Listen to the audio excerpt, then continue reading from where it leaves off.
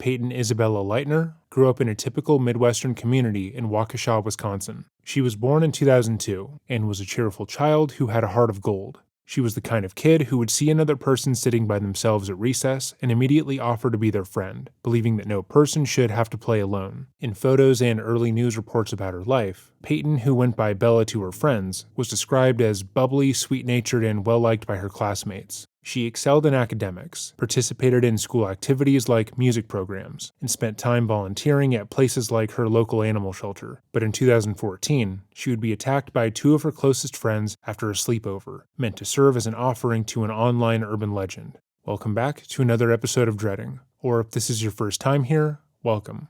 Today we're going to be starting our series on the attempted murder of Peyton Leitner, or more commonly known as the Slenderman stabbing case. We began our research of this case last month. However, it was pushed back into the news cycle due to the actions of one of the culprits. Because there were new developments, we opted to wait to cover it until now. So hopefully we can provide you with the comprehensive examination that you would probably desire in this case. This story revolves around the isolation and attempted murder of a young girl at the hands of other teens, and could be deeply upsetting for viewers. If this subject is at all triggering for you, please click off of the video now. This warning is again only as helpful as you allow it to be. And if this is where you leave, thanks for your time and I hope you have a wonderful day. As always, if there is a case you would like to see on the channel or a story you want to bring more attention to, let us know by either leaving it in the comments down below or emailing me at dreading.official@gmail.com. We're consistently going through the email and adding your suggestions to our list, so we can begin our research process. Be aware, we are just two people, so it may take us some time to get to your suggestion, but we promise we are trying. So with all of that in mind,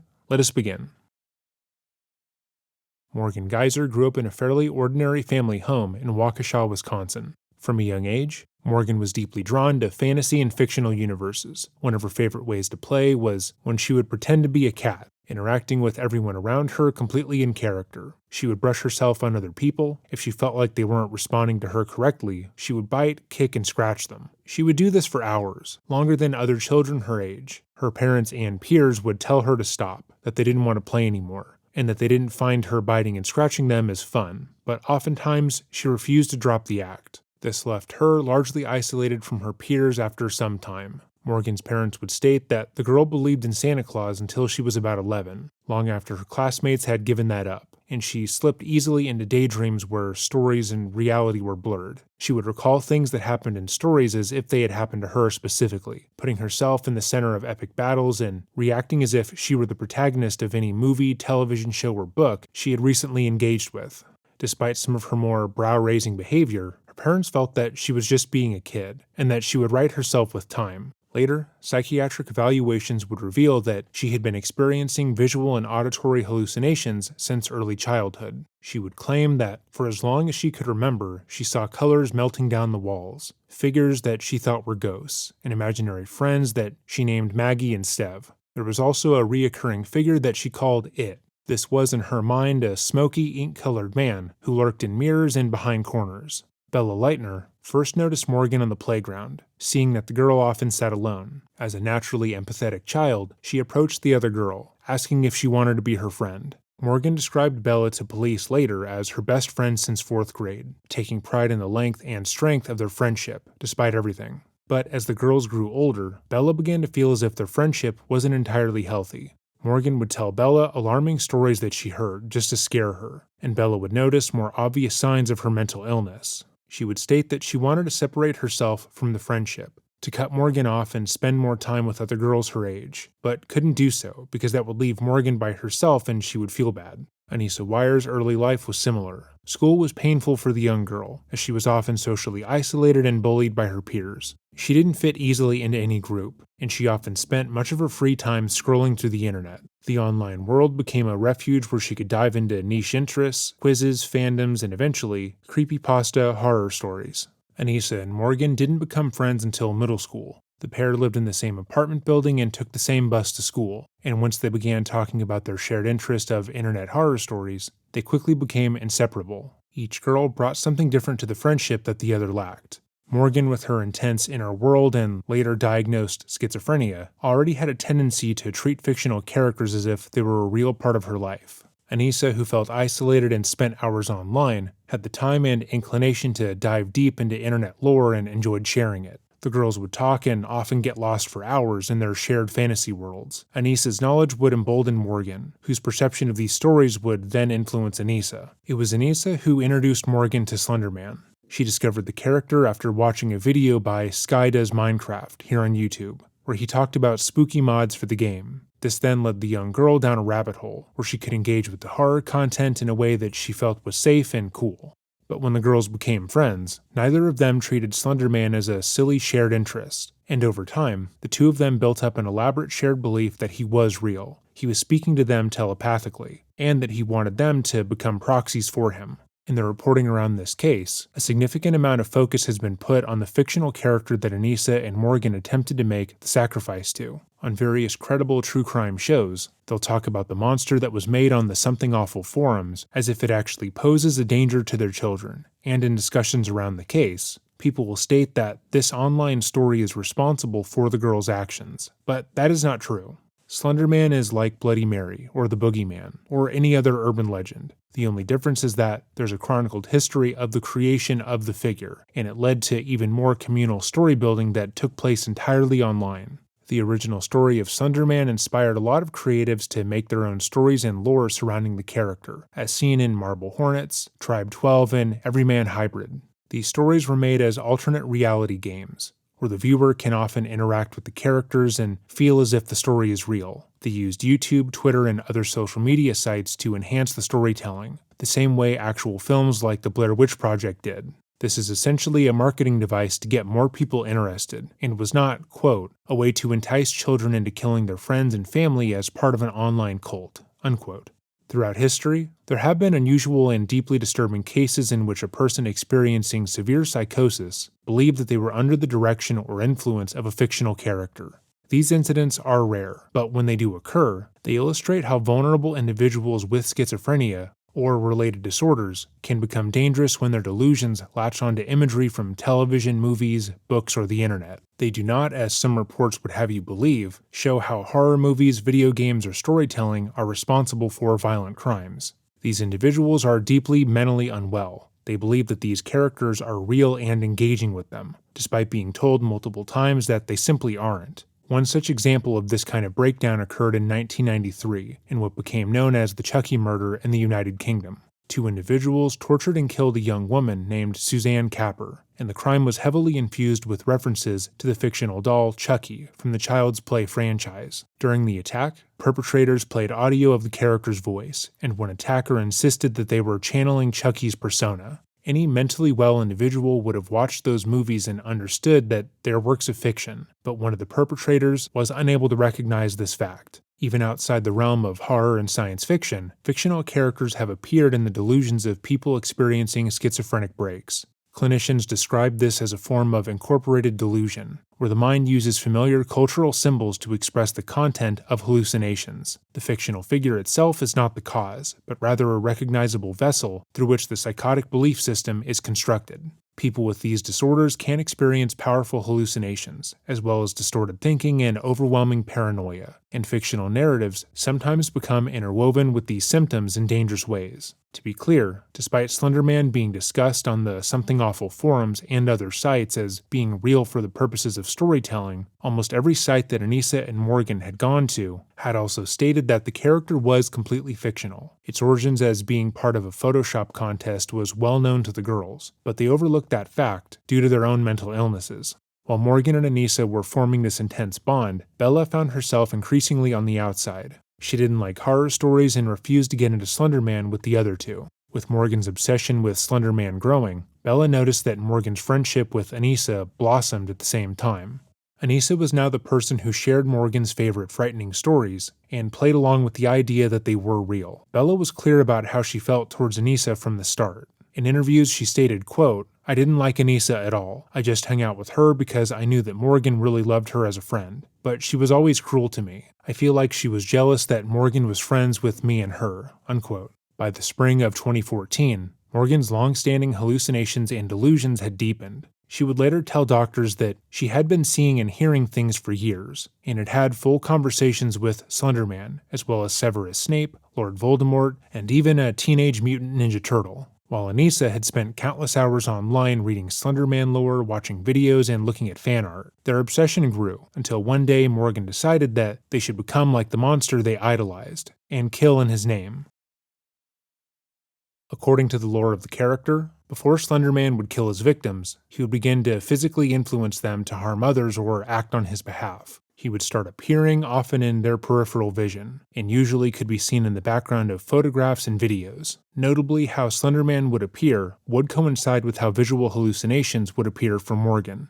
After Anissa told Morgan about Slenderman, the young girl informed her friend that she had seen him before. This would mean that she'd been marked by the creature. Anissa began to believe that she too had seen the monster. Based on their police interviews and how they would talk about this topic, it's clear to see that the girls thought seeing Slenderman made them cool, despite what the stories had said. That they viewed being chosen by this monster meant that they were more interesting than those around them, and so after a few months of talking, the girls decided that they would become proxies of the child-murdering faceless man. But to become a proxy would mean they would have to kill a child, and the girls ultimately settled on Bella.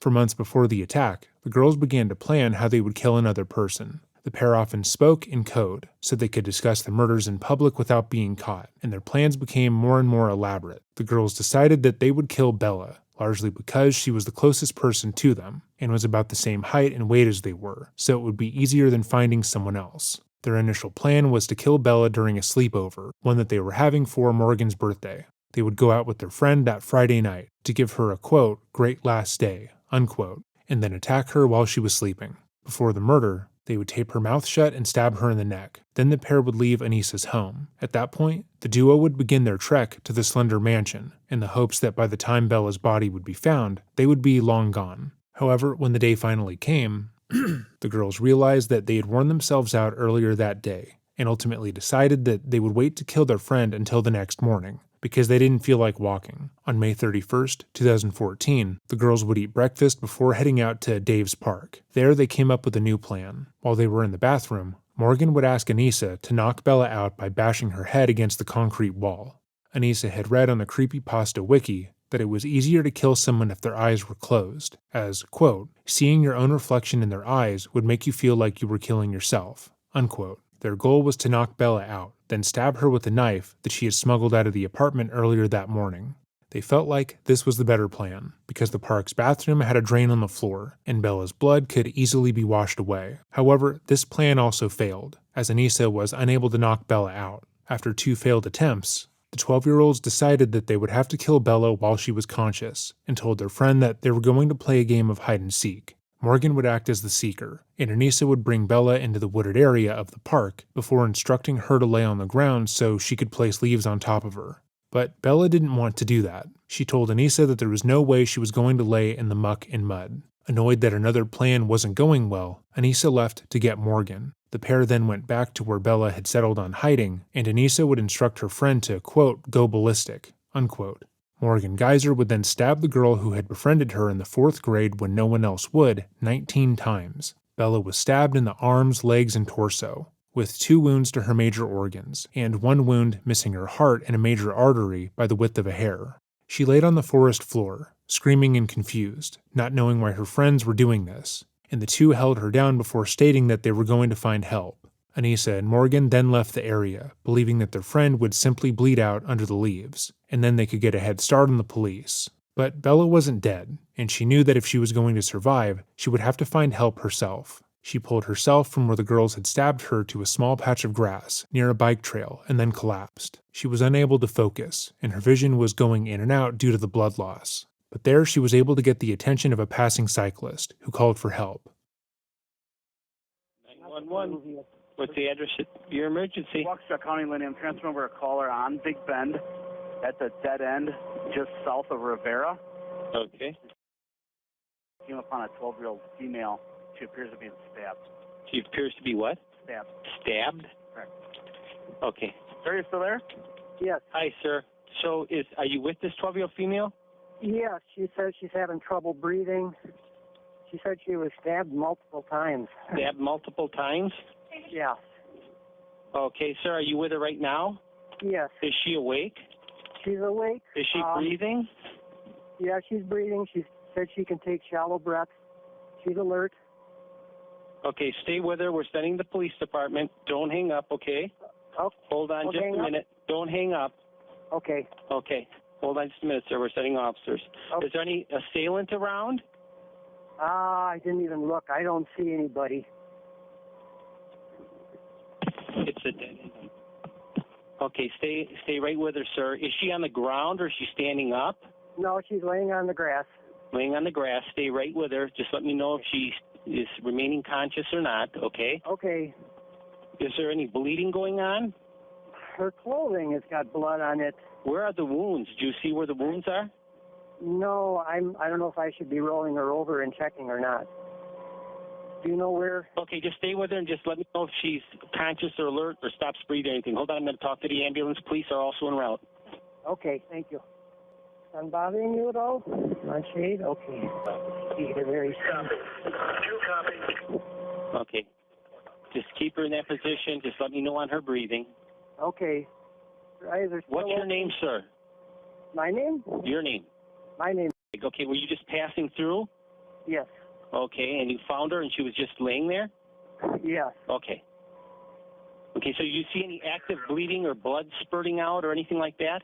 No, unless it's underneath her. I just see just dried blood. Okay, just dried blood. Okay. Okay, is she still breathing? Is she still alert? Yeah. Okay, stay with her. Yep. Stay with her. Keep an eye on her. Hold on just a minute. Do not hang up, sir. Okay, I will not. Any minute. Who did that to you? Or don't you want to talk? And she didn't say who did this or how it I happened? don't know. I don't know if she wants to be talking. I started to ask her, Okay. and then That's okay. If she's... she's got to save her energy, I think. Okay, but you see nobody else around you. Are you clearly visible when they pull down that road towards the dead end that they'll see you? I'm sorry, I couldn't hear you. Are you clearly visible when they come down there so they see you? I got a strobe flashlight on my bicycle. I'll shine that towards any emergency vehicle I see. And I'll be standing in the middle of the road. You're in the middle of the road, and where's she, in the side of the road? Yeah, she's on the grass. It's a little trail I take on my bicycle. Okay, see. Don't hang up, sir. Just stay right with me. Okay. And let me know immediately if you see anything else suspicious in the area, a car, a person, anything. All right. Keep your eyes open. Was anyone coming or leaving, or any cars coming or leaving when you came upon her? No. Nothing? No. So were you on foot walking by, or did you pull up in a car? Bicycle. You're on a bicycle. Yeah. How did you see her? Did you just... She's right in the middle of the little path I take. Middle of the little path. Okay. Yeah. There's a squad car coming now. Okay. The squad car coming? Okay, flag the squad car down, protect her. There he's coming. Does she have a bike or anything with her?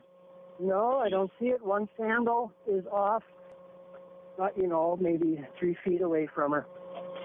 Okay, flag that officer down. I'm going to let you go. Okay? You meet with him right now, okay? Okay, Thank you. Because of her efforts, Peyton ultimately survived the attack and told the authorities exactly what happened. Just 5 hours after the attack, Anissa and Morgan would be found nearly 5 miles away on Interstate 94 and were arrested. The following is the interview with Anissa Wire, as made public by Down the Rabbit Hole True Crime here on YouTube. A link will be left to the original video, should you want to watch the video sans our commentary. We'll also leave a link to their channel so you can go show them some support. Channels like theirs do the hard work of putting in Freedom of Information Act requests for this footage, and without their efforts, we wouldn't be able to make these videos as frequently as we were able to. With that in mind, we highly encourage our audience to like and subscribe to their channel. This interview is extremely interesting because it demonstrates perfectly how deeply mentally unwell Anissa was at the time this occurred, and how truly childish her mind was at the time of the murder. She is incredibly straightforward as to what happened here, repeatedly going into extreme detail about the planning of the crime as well as the act itself, and had no issues admitting to what she did with Morgan. Though logically she knows what she did in this instance is wrong, and that murder is a bad thing, she admits to everything that happened, without trying to shift blame or responsibility. This kind of directness reveals an inability to experience appropriate emotional responses, or a distorted understanding of morality and consequences. In the interview, Anissa is not cold or completely emotionless, but she demonstrates an unusual level of composure for a 12-year-old, especially given that she's discussing a violent attack on a friend. She's polite and cooperative, but still remarkably straightforward. This showcases the mindset of a child who has become deeply entangled in a shared delusion. It reveals how completely she believed in the fictional framework she and Morgan had constructed together. I think it would be difficult to listen to this interview without understanding that Anissa is deeply unwell, and absolutely believed that Morgan and her were going to become famous proxies of Slenderman, that they would live in his mansion and be just like the other creepypasta characters that they were fascinated with. All right, I found you some water. Are you doing okay? Are you warm enough in here? It gets kind of chilly because of the concrete and the marble and stuff. Would you like a blanket? I can give you a blanket. I'm fine. Thank you. Okay. Do you need anything to eat? Okay. You sure? Okay. Maybe as you kind of relax a little bit, you might find that you're starting to get hungry. But try to drink some water, okay? And I'll be right back with you, okay? Can I ask a quick question? Sure. I just wanted to know how far I walked, because I'm usually not very athletic, and just want to know.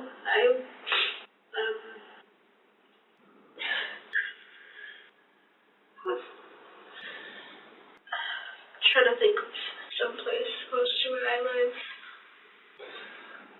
You know the Kmart that closed down in Waukesha? Off of Sunset? I do. Mm-hmm. I walked from there. Morgan and I walked from the condos close to there, the marshy area, all the way to Steinhoffel's, to where the sheriff found us. Okay. Do you know how far that would be? Is that, the Steinhoffel's, like, by the car dealerships, by, like, Fleet Farm? That's Steinhoffel's? I'm not positive which Steinhoffel's it was. I remember, a sign saying, like, it was a freeway, and then it was to, like, Sussex and Chantix, and then an arrow pointing up, and then another one, it said Milwaukee, and then an arrow pointing this way. Oh, okay. Anissa is unable to fully grasp the gravity and the seriousness of the situation she's found herself in. Though she knows that she took part in the planning of and execution of an attempted murder, she doesn't understand how this is going to affect her life. In her mind, this was a small side quest that she did with her best friend. The same kind of quest that you would go on if you had to walk to the mall and meet up with some friends, but you took a different route than normal. It's a cool adventure that they had just as an aside, and something that they can boast about at school on Monday, but not something that will lead to any significant changes in their daily lives, which is why she is so curious about how far they actually walked. It's an inappropriate response, but a clear indicator of how deeply childish she is. Moreover, later on in this interview, it'll become abundantly clear that Anissa and Morgan had already begun writing their own descriptions and stories for their creepypasta wiki pages. They had started brainstorming how their wikis would describe them, and fantasized about how their crimes would be remembered by others who enjoyed the genre. It's likely that Anissa wanted to know how far she had walked to enhance her fantasy of what happened with some pertinent facts. The more details there are, and the more aligned with reality those details were, the more engaged she and the wider audience online would be. The 12-year-old also likely believes that they trekked a lot farther than they actually did, and wants to brag about this fact. If she can confidently say that they were able to get halfway to Slender Mansion, then she can boast about how close they had actually gotten away with everything, and being with Slender. I'm not real certain. I think, why don't I just try to get some specifics as to where, because I honestly don't know where the deputies found you, and I'm being 100% honest with you. And this whole time that I'm going to be talking today, I'm going to be very honest, and I'm not sharing any tricks or anything, okay? I can see that you're upset, and, but I will try to find out that information for you. Do you have a wrist, a bracelet on? I have two. Can I have you take those off? Thank you. I made that one, and then my friend Kelly gave me this one. Oh, they're neat. My nieces and nephews made me the rubber band one. Mm-hmm. Okay. All right, I will be right back with you, okay? Just give me a couple minutes. Okay. This is about Morgan. She can be a little jumpy and, I get off task and look around and forget what she's saying in the middle of a sentence a lot. Okay. Because, like, she says she hears voices too. But I just wanted to tell you. So we're aware of that? Maybe not. Okay. Put off by that then? Okay. Well, thank you for telling me that. Okay. Again, Anissa's actions in this interview don't align with the crime she had planned for months and took part in. She's being incredibly considerate and caring towards her friend, despite her involvement with the attempted murder of another friend mere hours prior. She gives the interviewer some advice on how to talk to Morgan, as her friend was considered weird by others. The girls would often say that they were the only two who could understand the other perfectly, because of their shared, darker interests. So Anissa believes that her friend will not be able to communicate what happened to the interrogators without her help. This is a common belief amongst young teens going through puberty, as their hormones are constantly firing in new ways. Even mentally healthy teens will feel as if no one can understand them in a way that makes them feel deeply isolated. Friendships made during this time period can feel more dramatic and impactful, because these are also individuals who are going through the same hormonal turmoil. But here we have two deeply mentally unwell teens who brought out the worst in each other, while feeling as if they brought out the best. The interrogator has also started to try and connect with Anissa so she feels more comfortable opening up to her about what happened. She wants the girl to feel as if she can talk about everything that has occurred, from the planning down to the attack without being judged. I'll be right back.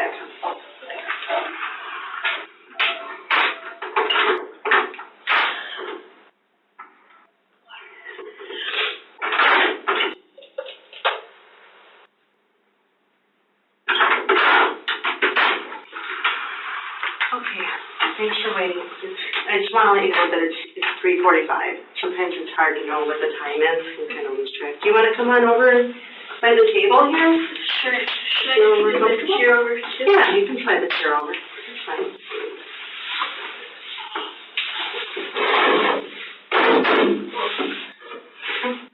That's okay. It's loud in here, right? Echoes? Yeah.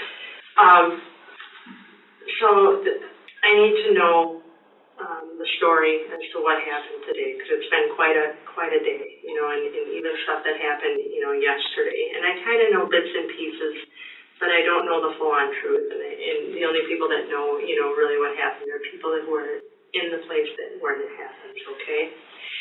Your parents know that you're here talking to me, okay? And I'm glad they're so glad that you're safe. We were scared for you guys, okay? And before I find out the truth from you, before I find out what the real story is of what happened today, I need to read you your rights, your Miranda rights. Have you ever heard of that before? Okay. Have you ever seen a show where sometimes on TV they read people their rights, like cop shows and stuff like that? Okay. Like when somebody gets arrested, they say, so you're under arrest for da-da-da. Right. And then they read them their constitutional rights, okay? So I'm going to read those rights to you, okay? And the main point is here, I still don't know what happened, and I don't know who did what, and I need to know that today, okay? Because, some serious stuff happened today, and I need to know, okay? But I can't ask you any of those questions until I read you your rights, okay?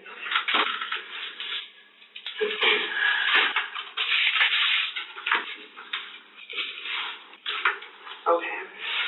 So first off, I'm going to write today's date down. Do you know what day of the week it is today? Saturday. Yes.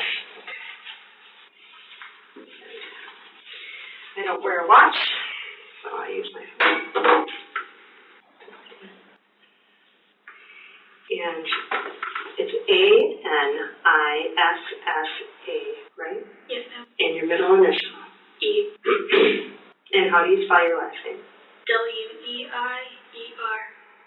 Okay. What's your date of birth? November 10th, 2001.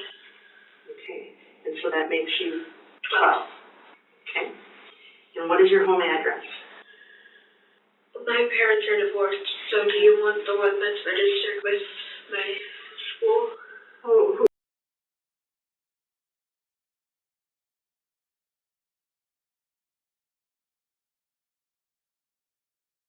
court an attorney. One will be provided to you by the court. In understanding these above rights, are you willing to speak with me and tell me what happened today? Is that a yes? The silly thing about this was I didn't know I was in danger until after Morgan stabbed Peyton, or Bella, as people call her. They call her Bella? Uh-huh. Okay. You go to school, Peyton? Yes, Bella? Okay. So, Anissa just said that, quote, I didn't know I was in danger until Morgan stabbed Bella, unquote, which feels like a very odd thing to say when placed in context of what happened. Morgan and Anissa had planned Bella's murder for months. She had fantasized about walking to the Slender Mansion and becoming a proxy, like those she had seen in videos and games surrounding the internet urban legend. They had spoken in code in order to talk about their crimes in public, and had gone so far as to come up with multiple backup plans when their initial idea was stopped. But when those fantasies became real, both girls were shocked by what they had done. It's blatantly obvious that despite the time the girls had spent to plan this murder, they had never actually considered how murdering their friend would make them feel or how it would affect the world around them. It was like a fan fiction to them, one where they could be the star of their own viral story, and they were unable to think past a certain point because it never actually was going to happen. Can we start from the beginning? So you guys, this was a birthday party, right? Okay, kind of tell me what happened. So, there's this website called the Creepypasta Wiki. Okay. It's full of, like, horror stories that are meant to purposely scare you through, like, online literature and all that. Okay. And there's one of them called Slenderman. It's, like, really, Slenderman? It's Slenderman. Oh, Slenderman, like a skinny guy. Yeah. Okay. And he has these proxies, or servants, as people call them. Okay. Masky and hoodie. And Morgan said, hey, Anissa, we should be proxies. And I was like, okay, how would we do that?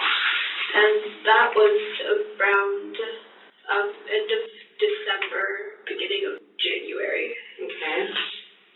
And a proxy again, what is a proxy? It's like a servant, or like an apprentice. Okay, and they're a servant of who? The whichever they kind of don't have a choice. Slender's like the really big, he's like the head of it all, supposedly. Okay, so Slender's the big guy. Yeah. The top guy. And the proxies are his puppets. Yes, that's how people put them, puppets. Oh, okay. Boy, I never even heard this before. Okay. And it's called Creepypasta Wiki? Yes, ma'am. Like W-I-K-I? Yes. Okay. You can find it online. Sure. Search something like I Love Jack, which is another killer. Okay. There are killers and proxies. Proxies are apprentices to killers, and killers are either by themselves or have proxies. And the killers have the proxies do it for them? No. It's either killers or proxies. Well, yeah. Okay. I don't know that much about proxies and all that. Okay. I just know what the internet has told me. Okay. So the internet has told you that the Slender, is there just one? Yes. Or, okay. So Slender has a bunch of proxies, a bunch of puppets. Yes. And amongst these puppets, there are also killers? Yes, ma'am. Okay. So proxies or puppets and killers are not the same? Yes. Okay. Like on a triangle chart, Slender would be up here. Okay. Then it'd be like killers and then proxies. Okay. So killers outrank the proxies. Yeah. And then there's another creepypasta that's supposed to be really powerful. It's like Zalgo or something. It's supposedly a demon with 7 mouths that speak in 6 different tongues, but the 7th mouth doesn't speak until the world is about to end or something. That's what the wiki told me. The 12-year-old visibly begins to feel more at ease as she discusses creepypastas, as they were her favorite thing to talk about. Morgan had been one of the only people in her life to care about the fictional killers, and so she's genuinely excited to be able to talk to this interrogator about Slenderman, Eyeless Jack, and Zalgo, even though she's discussing the brutal attack that she had planned and executed on her close friend. The warmth and excitement Anissa has when talking about these killers seems odd. Her excitement feels more in line with young girls and boys talking about their favorite pop star, band, or sports team. These are characters from scary stories that were created with the purpose of scaring children and teens just like her. And when she first heard about them, they might have had that effect. But after looking into their backstories, which often include these killers being bullied the way that she was, the young teen began to feel like only she could understand them, that these murderers were just people like her, who felt alone and like they had no one they could talk to. Looking into this case, we found countless examples of children and teens talking openly about their attraction to these killers, including people making fan art of them where they're depicted as if they're the protagonist to a romance anime with a horror element. Fanfiction exists where young girls and boys fantasize about these fictional characters being their boyfriends and killing to protect them, and it's clear that that was what Anissa believed would happen here. From a psychological standpoint, this kind of attraction is a well-documented and largely healthy part of adolescent development. Anissa, like all adolescents, would be learning how to understand attraction, attachment, and intimacy in a safe way. And unfortunately, that is what this group of killers likely was for her. Like a boy band or actor or some other celebrity crush, they were able to provide an idealized, low-risk outlet for these explorations. Or at least, that's what it should have been. Okay, so wiki meaning the encyclopedia on the web, right? And people can create their own short horror stories and all that. Oh, okay. That'd be kind of fun. Okay. Yeah. All right. So back in December, January, Morgan told you like, hey, we should be proxies, type thing. Yeah. And you said what? Like, I said, okay, how would we do that? And she said, we have to kill Bella. Okay. Okay, and do you know why she said that? Like, why she said that? Because we had to supposedly prove ourselves worthy to Slender. Is she really into the creepypasta? Is she like... Yeah.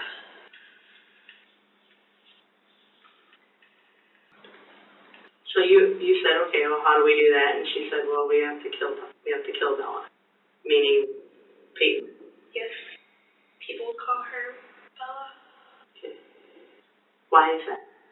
Because in like kindergarten or something, there were two Peytons. So the Peyton that we were talking about said, just call me Bella. It's my middle name. She went by that ever since. Okay. And so she said, well, we have to kill Bella to prove ourselves to the Slender? Yes. And what did you think of this when she was telling you? I was surprised, but like also kind of excited because I wanted proof that he existed, because there were a bunch of skeptics out there saying that he didn't exist. And then there's a bunch of photos online and sources online saying that they did see him. Okay. So a lot of people believe that Slender actually exists. Mm-hmm. And so there's a lot of talk about this on the internet, I bet, right? Yeah. Okay. And so you at first thought...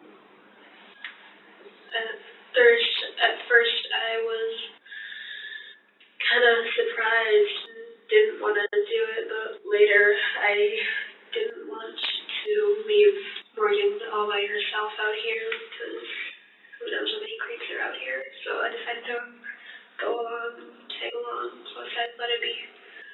Kind of prove skeptics wrong. Okay. So did you think that you actually had to kill somebody to do it? Yeah. Like for real? Mm-hmm. Okay.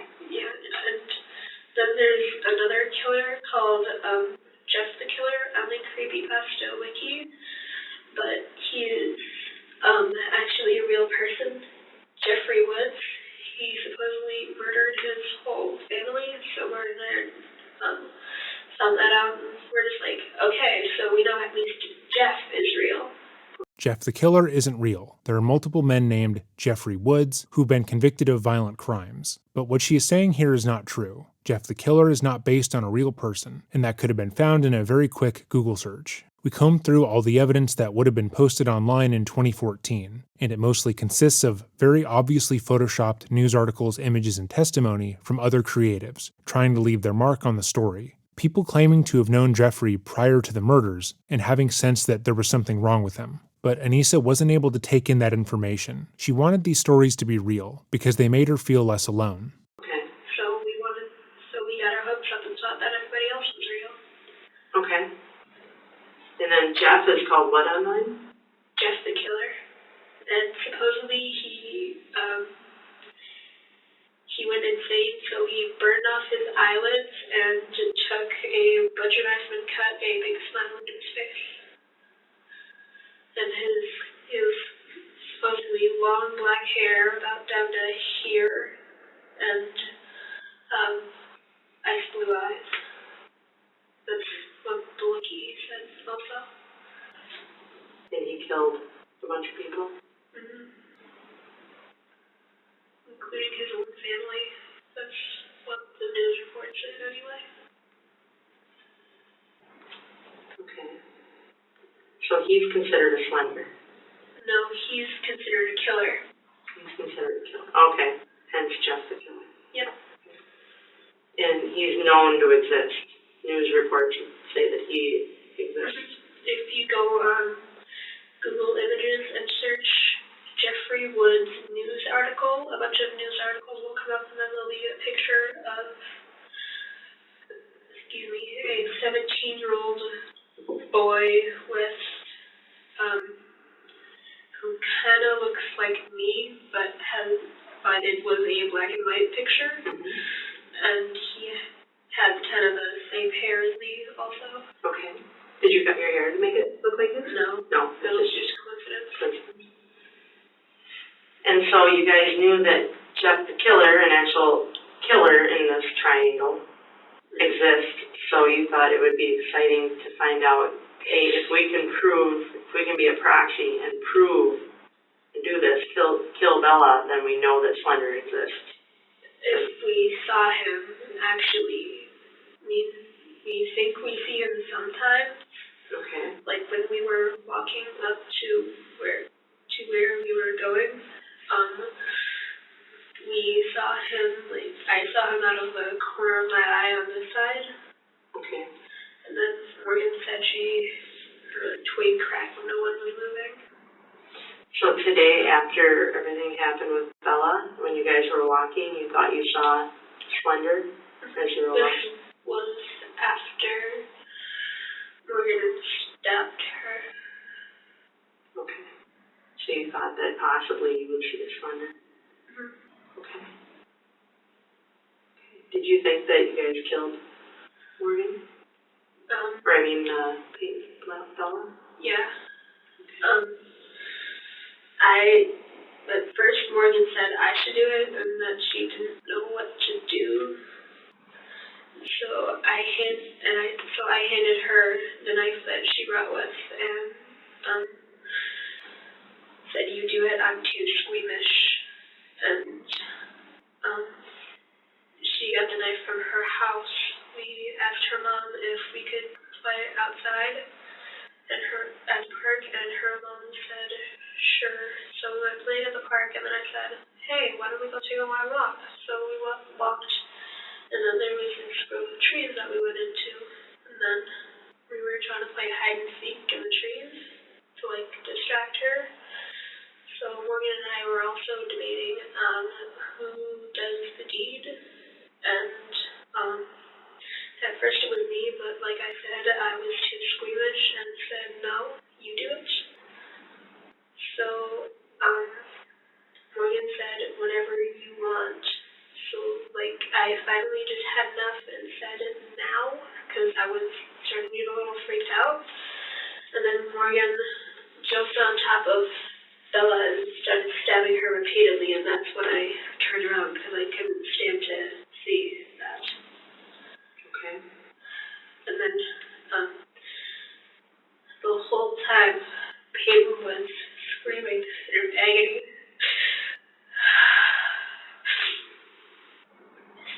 Saying stuff like, "I hate you guys, I'll never forgive you," and I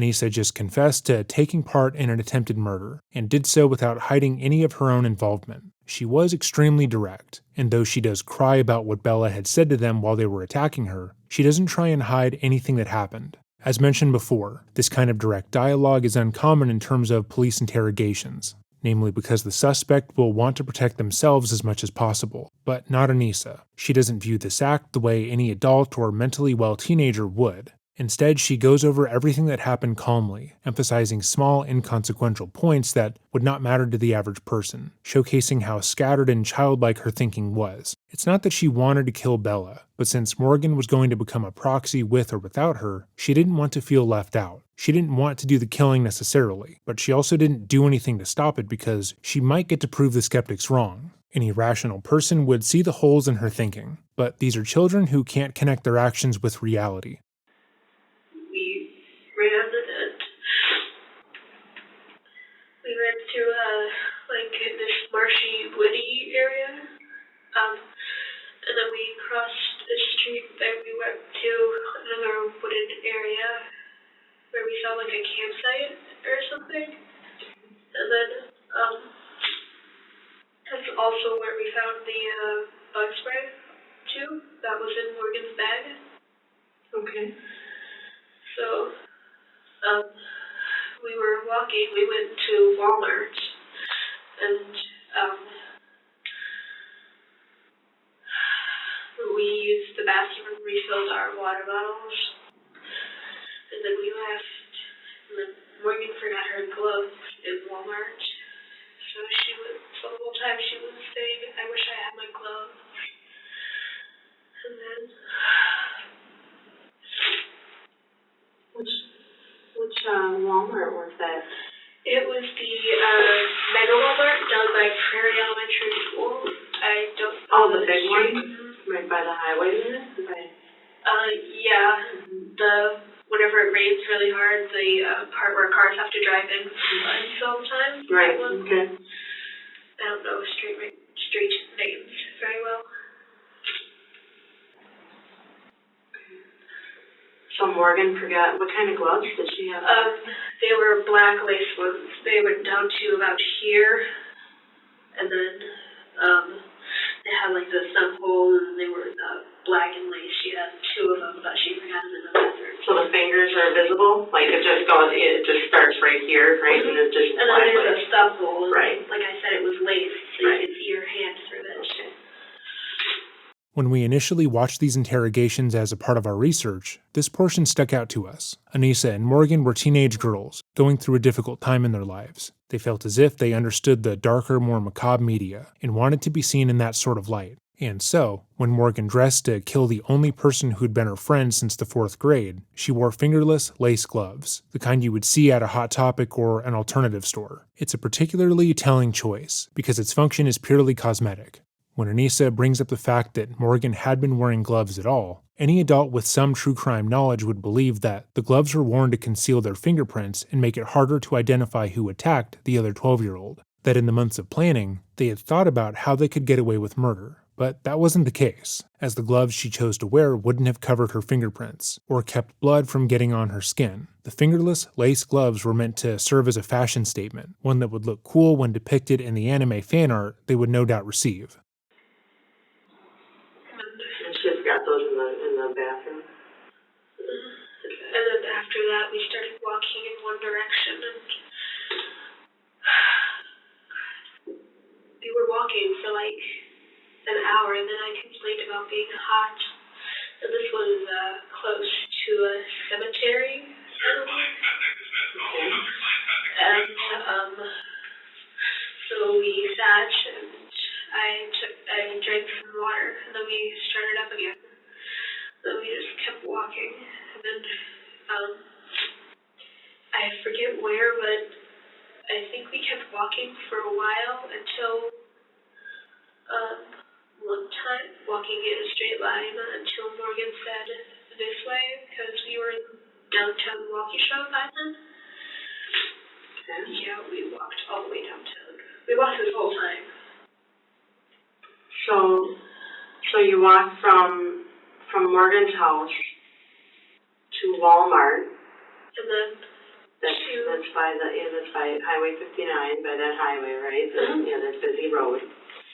So you went from Morgan's to Walmart, left Walmart, and then you started walking. When we found the cemetery, that's it, and I think it was close to Prairie Avenue or something, because by the gate it said, please go through Prairie Ave entrance. Okay. Is that a railroad tracks right there? Yes, there is. So we just kept walking, and then when we got downtown to I forgot what it was called. It's like a memorial site or something downtown. Okay. It's like there's a bunch of stone and marble and benches. It's like to buy kind of some water. Yeah, it was like Eric's Memorial Park or something. Veterans Memorial? Yes. Maybe? Where there's some flagpoles maybe? Mm-hmm. And then there was like one or two big stone pillars and then a bunch of smaller stone pillars with plaques on them. Yeah. Okay. And then after that we turned left and then kept walking. We walked across a street and then went up a hill, and at the top of the hill I asked Morgan for some water because we put the water in her bag. Mm-hmm. So I asked her for some water because it was like an hour and a half since I last drank some water. And so I asked for some water and then we sat down and talked how far away we have to go. And then why do you have to go far away? What was this discussion about? Supposedly, Morgan found out that Slender lives in the middle of...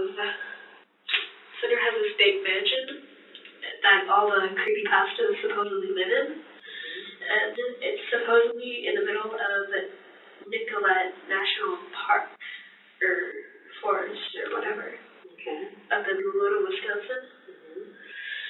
So we were going to walk the whole way there. Firstly, when Anissa says that Morgan found out that Slenderman has a Slender Mansion, what she means is that they stumbled upon a fan comic that depicted all of their favorite creepypasta characters interacting with that as the background. But that fan comic was all they needed to believe that there was actually a physical location they could go to meet their idol, and become part of the lore that they were interested in. But beyond that, neither Anissa nor Morgan were particularly athletic, and they definitely were not equipped for an intense 160-mile walk. And hours after the attack, they were caught a mere 5 miles away, out of breath and out of food, lacking any camping gear. That's like 2 bus stops. Moreover, when Anissa goes into detail about their journey, it mostly consisted of the girls walking about a mile or so, then taking long breaks to cry, attempt to eat, and then lay down. This once again demonstrates how truly childish their plans were. These weren't people capable of thinking through and understanding the weight of their own decisions. So much so that they hadn't even considered bringing a change of clothes with them, or at least a few more snacks that they actually wanted to eat. I realized it's really, really far. That she wanted to walk to Slender? Mm-hmm. She knew that if we asked someone for directions or anything, the police would probably be called, because what isn't strange about a blonde girl with creepy eyes walking around with a blood-covered jacket, and then a girl next to her looking like this, wearing winter boots. Yeah. When I said earlier that the girls had clearly begun writing their own self-insert creepypasta where they were welcomed into the Slender Mansion, this is what I was referring to. Anissa's description of how they would be perceived by the general public is in line with how she described Jeff the Killer earlier. He was a young guy who had gone crazy, with pale white skin and ice blue eyes that could no longer blink. She takes special care to talk about her friend the same way. She describes Morgan as being a blonde girl with creepy little eyes, as if that would be the most startling thing about a 12-year-old who was clearly covered in dried blood. Meanwhile, she mentions her own appearance as if it would also stand out, even though she appears by all accounts to be fairly normal. Nothing about her appearance would have stood out to the general public, but it was important that she also seemed cool and edgy after the attack, because this is what fan sites and forums would write about. So we just kept walking, and then That about? Was that up by, like, the hospital? It was, I think it was close to, like, a Ricky Rococo's or something. Like, a Ricky Rococo's was here. Here was the Veterans Memorial. We walked this way, across the street, and then there was this hill up here. So we walked up the whole hill, and we kept going straight. And then, so we just kept going straight, turning like every few seconds, because Morgan supposedly memorized a map, and she knew where we were. Okay. And then, the next thing I remember was telling Morgan that I know where we were. We were close to the sign that says "Welcome to Waukesha" from Pewaukee. Okay. We were close to there. I told her that we could either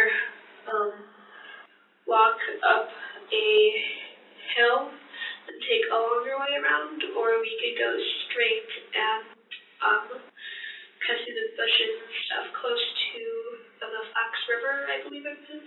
The Fox River. Did you go over the Fox River Bridge by Frank Park? No. Is that where you're? Well, he was the big hill I was talking about. I don't know the street names that well. And then there was a park down over here. I remember that. Okay. And then there was a road that had a turn where you could go up the hill, and then like 3 or 4 lines where you could go straight. Okay. So I told Morgan that we could either go straight or go up the hill. And then Morgan said we should go straight, it'd be faster. Okay. So we cut across the street and we're walking along the road. Did you go across another set of train tracks? Yes, I believe I did. Okay. So, we were walking, and then finally I said, "Morgan, I'm thirsty. Can I please sit in the hot? Can I please sit in the shade?" And she said, "Sure." So we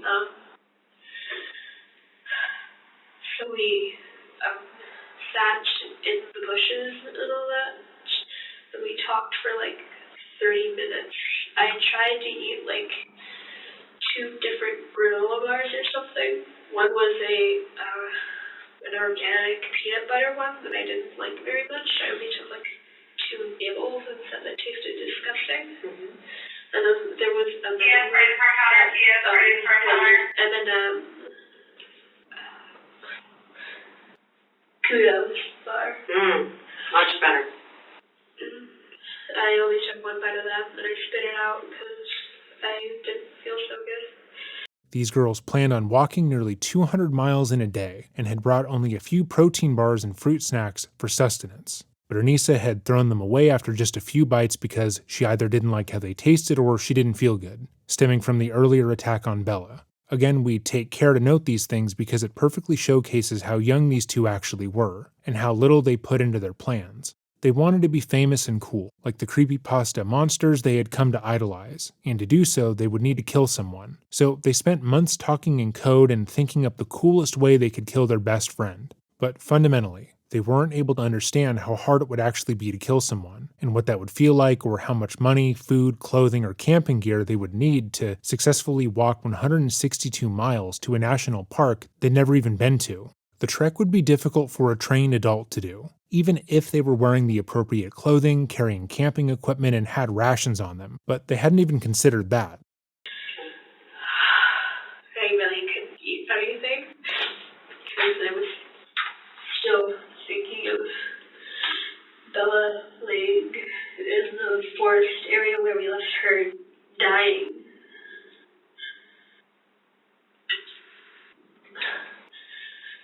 Sorry. Okay. So we finally, Morgan said we should probably keep walking before the police get on our tail. And so we were walking, and then we heard people, like construction workers or something, working on a building. Wait, no, not a building. Like it was a power transformer, I believe. So Morgan led me through most of the woods until we walked like 100 yards, and then we got out and then started walking next to the road again. And then we're still going straight, and I believe there was a bridge with a freeway on top of it, and then another hill that could like go either up on top of the freeway or this way towards the airport. Okay. So we were walking, and then I had a total nervous breakdown and blamed Morgan for everything.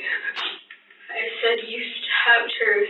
You wanted to do this." Look at what Morgan did. And Morgan's not one to cry very often. And then finally she just let go and started crying. And then I just needed to vent because I was scared.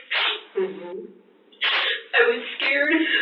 I was scared, A, for myself, and B, for my family, because after we left Peyton in the woods, close to the marshy area that was nearby, she said, "Oh, and there was one thing I forgot to tell you. I kind of sort of made a deal with Slender, saying that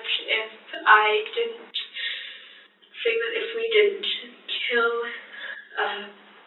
Bella, that he was either would or could kill our families and everything we love, and I don't want that to happen, so that's why I did this."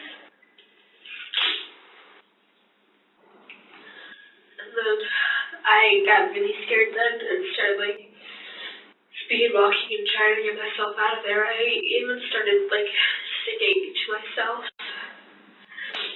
to try to calm myself down, and then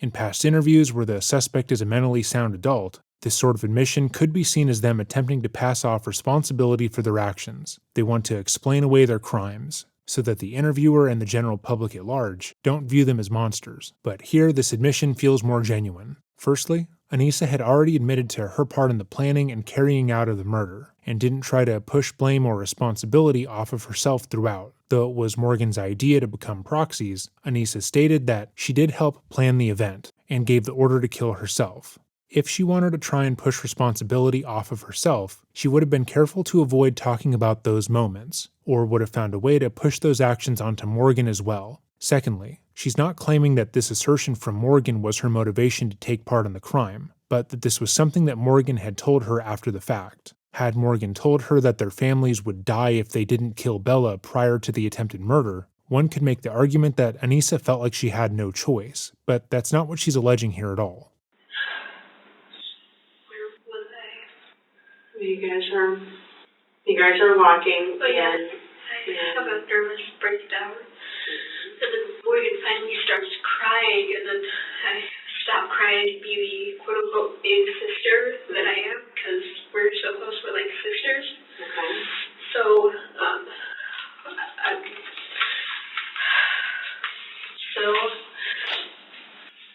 I said, "Stop crying." I laid down and there was a bunch of rocks close to the road. It was like, it's called a shoulder or something. So I was laying down there, and Morgan thought I was giving up and letting like the hawks and everything go after me. The hawks? Yeah, we saw like 10 hawks. Okay. Okay. So, I said, "Morgan, stop crying. It's really cold down here." And I'm trying not to feel so hot, because, again, there was a river, like, right there, and we were here, but there was a bunch of mosquitoes last time we were near a river, like, that big, and we didn't want to risk being bit with, like, malaria and everything. Is the highway, the interstate, still in front of you? Yeah. Okay. So we kept walking, and then we kept going straight until when I was still laying on the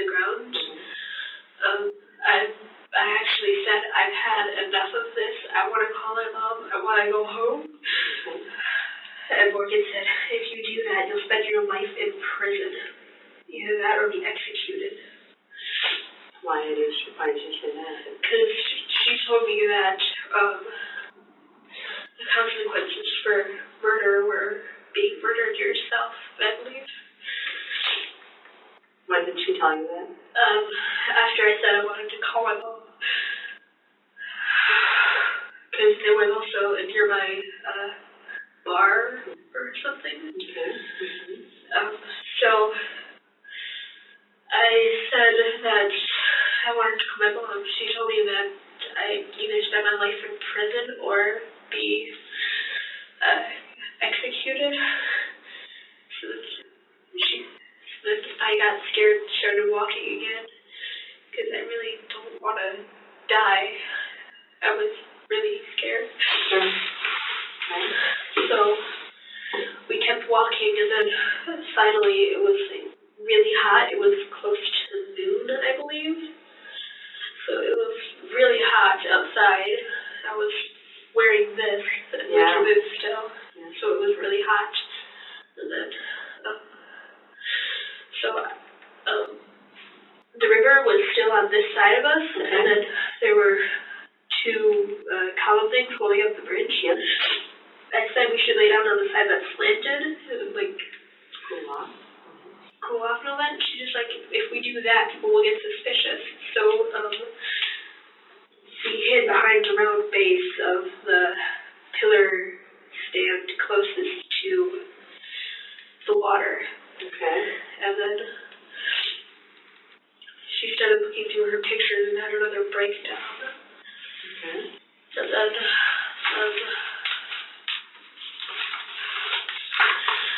then after like 30 minutes of me trying to calm her down and her crying, we finally started walking again, and then we kept walking straight for a while, and then we saw Steinhoffels, and I said, Morgan, do you want to get some more, do you want to refill our water bottles? Because by that time, they were empty. Mm-hmm. So she said, sure.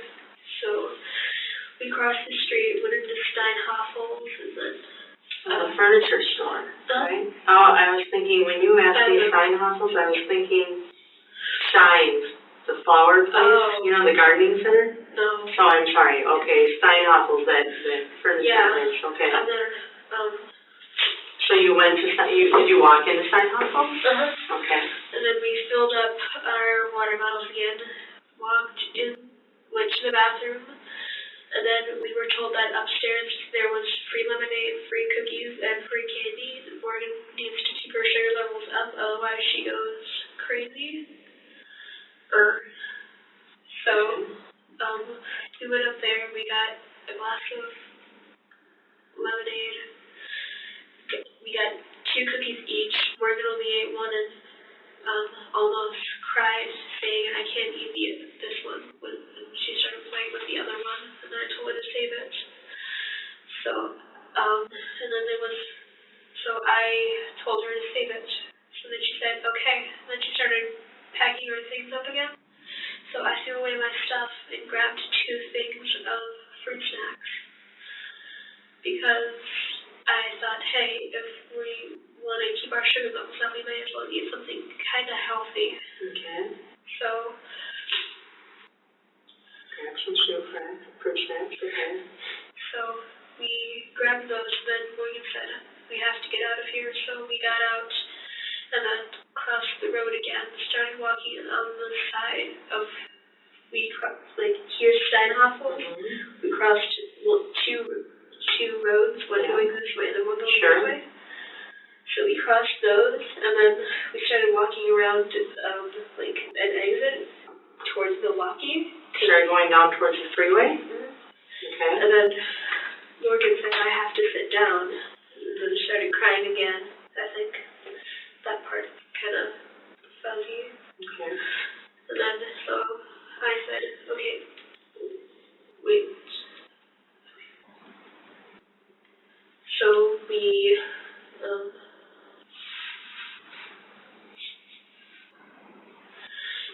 started talking on another shoulder part of the exit, and then Morgan said, I'm really hot, so we went down by the tree where the deputies found us. And then Morgan said, I'm not laying down in this.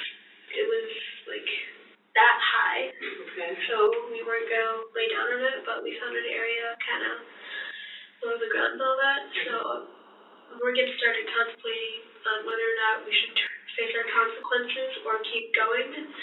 So then I laid down in the grass, and that's when one of the deputies said, put your hands in the air where I could see them, and then they got us. So that was Anissa's full, uninterrupted version of events. How the two girls decided they were going to kill their best friend, how they attempted to murder her 2 times before their final attempt, and how they left the area to embark on a 200-mile walk to see a mythical killer. And a few things do stand out. First, as we've already discussed, this is clearly a plan made by children. These girls had little to no life experience, and they could barely walk a mile for their school's physical fitness exams. They had no idea how to survive in the wilderness, or how to properly take care of themselves without their parents present. And Anissa stated that the only real preparation she had done for their travels was to wear her winter boots in case it got cold. They didn't pack food, even though Morgan needed to keep her blood sugar in line for medical reasons, and refused to go near any bodies of water because she didn't want to get malaria. Same. Their plan sounds like a story written by a young teenager, and the execution shows that. Secondly, despite some tears, Anissa never tries to shirk responsibility off of herself or Morgan. She isn't necessarily proud of what she's done per se, but she doesn't understand how truly awful what she did was. In her mind, if she can properly explain the reasoning behind the attack and how it was all done in the name of Slenderman, people will genuinely understand. They'll go to the wiki, do their own research, and acknowledge that their thinking was reasonable. And finally, Anissa doesn't seem to feel bad for what she's done here. She doesn't like that she'll be facing any consequences for her actions, as she tends to cry whenever the topic is broached. But she has no issue talking about Bella and the things they'd planned to do to her. This was her close friend, one of her only friends at school, and she only becomes upset when she talks about how Bella yelled that she would hate them for the rest of their life after the attack. Okay. And then, when one of the deputies was talking to me, I believe his first name was Todd. Okay. And his last name started with a C, I think. Okay. When he started talking to me, I said, I'm scared. I was told that if I didn't do something for someone, my family would be in danger. And then he said, you're safe now, don't be scared. Then he put me in the back of the car, and then I watched Morgan. I don't know what they said to her, because I couldn't hear anything. Right.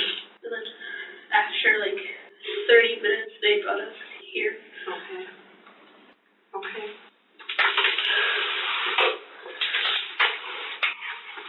When Morgan said to you that if we don't do this for Slender, our families and loved ones are going to be killed, do you honestly believe that? Well, yeah, because he could be anywhere from 6 feet to 14 feet tall. He's, like I said, a tall guy who constantly wears a suit with a red tie. He doesn't have a face. His skin is white. And at his own will, he can exploit these tendrils from his back and strangle his victims. From what the creepypasta wiki said, he targets children most. Okay. So I was really scared, knowing that Slender could easily kill my whole family in 3 seconds. So how did you learn about Slender and creepypasta? I first heard about it on YouTube. I was watching a Minecraft mod showcase by Sky does Minecraft or something. Okay. And it said it was the creepypasta mod. So I was like, hey, what's a creepypasta? I watched the whole video and I was like, oh, that's interesting. A few months later, I asked my friend Kelly, the one who I got the skull bracelet from. Okay. I asked her who that Jack or Jeff or killer was from the creepypasta. And then she told me about Eyelash Jack and Laughing Jack. Laughing Jack is supposed to be a clown that also targets children. And then Eyelash Jack, he wears a blue fawn mask, no mouth. two big black holes for eyes that are like oozing this weird black ooze. And then supposedly he eats human kidneys. Wow. Are there a lot of your friends that are into creepypasta? So far, I only know of a few. Kelly Newkirk, Morgan Geyser, and then there's Logan Glazer, but he doesn't know much about them. He just knows, like, basic stuff, like Slenderman, Jeff the Killer, and the word creepypasta. Anissa again gets very excited when she's allowed to speak about creepypastas in general. Despite being afraid that the Slenderman was going to kill her entire family, she lights up when she describes him, even though what she is saying is so fantastical most people would immediately know it's fiction. But more than that, she takes a moment to just show how far the obsession goes by remarking how a little boy in her class knows about the subject. Sure, he knows about Slenderman, but he isn't a real fan, not like she is. This kind of statement is something that you see with fans of musicians or actors, and can be seen as gatekeeping. It's entirely out of place in this setting, though. Anissa is in an odd position, because she wants two things to be true at the same time. On one hand, she doesn't want Slenderman to be real, because that would put Morgan and her in danger, not to mention her friends and family. She cares deeply about their well-being, despite having planned to never see them again after the murder. But on the other hand, she wants to prove the skeptics wrong and prove his existence. She wants to feel chosen and special by other people who she views as being like her, even though that would mean hurting others, which she states that she's too squeamish to do. If Slenderman was real, she would be happy but also in danger. But if he isn't, she'll be heartbroken but safe. Is Kelly really into it too? It sounds like you really read a lot about this. Like, is she? Yeah, whenever I'm really bored, I go on my iPad and I go to the creepypasta Wikia, and then there's a button you can click for a random pasta, and I read whichever random one comes up. And so in reading these, you truly believe that Slender exists, that there's Slender out there in your Not mind? anymore, because we asked for his help when Morgan and I were having nervous breakdowns, and he didn't do anything. Nothing happened. Before this today, leading up to and even after. While we were walking and having a nervous breakdown while I was laying on the side of the road. Morgan said, "Slender, if you're listening, please help us." And he says, having a nervous breakdown. And then she started kind of crying. But you truly believe beforehand, I believed. But now I know that it's just teenagers who really like scaring people and making them believe false things. You would think that the revelation that Slenderman wasn't real would be more impactful on Anissa, but she acts as if it isn't a big deal. This was the creature that she was going to pledge her life to, that she planned to leave everything behind for and murder someone for, and yet she has no emotional reaction. Any rational individual would be overcome with guilt and remorse if they were in her place. But instead, she blames teenagers for making her believe in Slender's existence, and goes further to state that the people who write about the character just like to, quote, make people do evil things, unquote. This is the first real time we've seen Anissa attempt to shift blame away from herself. In her mind, it's not her fault that she was fooled, even though she admitted earlier that there were plenty of people telling her that the character was about as real as Santa Claus. But she didn't care, and because she was tricked, the creators have to be malicious. Did you feel that when you're planning this, the birthday party and everything, was this thought in mind to do this to Morgan said that at her birthday party, while Bella was sleeping, we were gonna duct tape her mouth shut, stab her in the neck, and then leave with memories of everything. This was last night at the party? Yeah, but we didn't stab her then. We were too sleepy, tired, because we were at Skateland.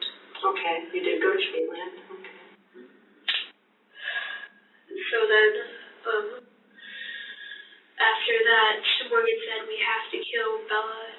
So, Morgan said, hey, we could go to the park and kill her in one of the bathroom stalls. When was that said, last night or this morning? This morning. Was Bella around at that time? Yeah, we were playing dress up, and Bella was putting on a costume in the bathroom, a princess gown, a pink one. So Morgan said, we have to kill Bella today, and I was like, but can't we stay another night and do it tonight? Because I was still kind of scared and kind of hopeful. Scared and kind of hopeful. What do you mean by that? Like, I was scared because, A, I would never see my family again, and B, I was kind of hopeful to prove that I wasn't crazy, that I wasn't seeing things. Because even I saw Slender a few times. I think that was probably my mind playing tricks on me. When was this before the party that you saw Slender? You've seen him before? Twice. Once, well, they were both on a bus. We ride the same bus, just to and from school. So we were, talking on the bus. I look out the window and I see this, supposed snake standing like this, with tendrils, looks exactly like a tree. Their dog like that. And, I told Morgan, and so I actually thought that he was real. I'm going to go out on a limb here and say that what she saw was actually a tree. Pun intended, but also based on the fact that it did look like a tree. This kind of shared delusion is not entirely uncommon. You probably experienced something similar when you were young. Say you want to be cool in front of your friends because you're an insecure child who feels different. They begin talking about how they have actually seen this creepypasta character multiple times, and he sees them at night. As they continue talking, you feel a bit of jealousy building up inside you, and some insecurity as well. They all have these really cool stories, so you begin to say that you've seen him too. You convince yourself that normal shadows in your peripheral and large trees that look vaguely like a person were actually him. That way you can match your friend. And as you begin to talk about your experiences, you begin to believe them yourself. This is the position that Anissa was in. She hadn't seen Slenderman, but she really wanted to, because she wasn't able to understand that her friend was dealing with visual hallucinations, and instead believed that Morgan had been chosen. She wanted to be special, like she thought Morgan was. Because I saw him. And you call them tentacles? Tendrils. Tendrils.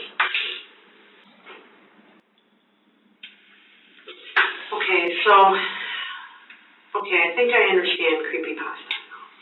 So thank you for explaining me that. It's very intricate, meaning there's a lot to it, right? As far as the party was planned for quite a while? Like you get what you Okay. And when was it planned that you were going to kill Bella? Was it planned right away when you guys were planning the birthday party, or? No, Morgan said around the end of December, beginning of January, again, like, hey, I know how we can become proxies, we have to kill Bella. Okay. So I said, and then after I was wondering when, so I asked her when, and she was like, oh, every year my mom said that for my birthday, I can have 2 friends over, and it's definitely going to be a sleepover. Definitely be a sleepover. So this was back in December and January. When did Morgan decide to have a birthday party? No, her mother. Her mother did. And did her mom pick the date? I don't know about that. Okay. And when did you know about the birthday party? I knew about it around February. Okay. And how soon after you knew about the birthday party in February did you know that there was a plan to kill Bella? Well, before the actual confirmation that a birthday party was going to happen, Hi. At this point, Anissa's clothes had to be processed, and she had to be photographed for evidence. So this is where the interview picks back up.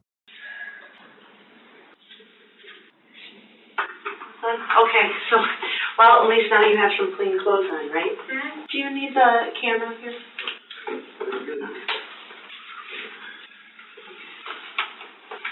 All right, it is now 4:45. Okay. Are you warm enough? Yeah. Are you sure? I can get you a blanket. Are your feet cold on the... The other female detective said she was going to try to find me some socks. Oh, okay. Okay, will that be good enough? Yeah, certainly. You let me know if you get cold, okay? I don't want you to be cold. Okay. So I'm going to kind of repeat what I've learned from you so far, and you tell me if I'm correct, okay? Okay. Okay. So, you and Morgan are almost like sisters. You're so close. Mm-hmm. How long have you known her? Since October. Of this year? Or last year? Yeah. Okay. And you go to the same school? Both go to Horning? And we ride the same bus. Ride the same bus. Okay. So you met her in October. So, how long have you been watching or learning about creepypasta? How long have you been into that? I'd say about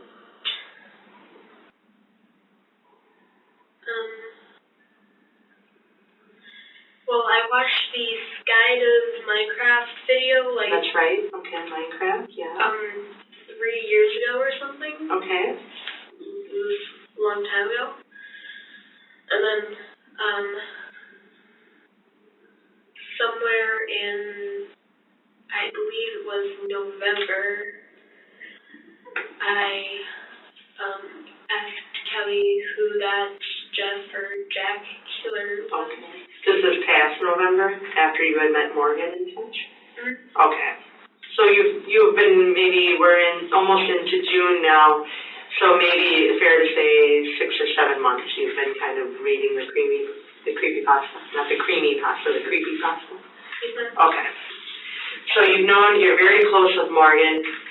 You've known her since October. You've been involved in reading the creepypasta since, like November or something. And in December or January,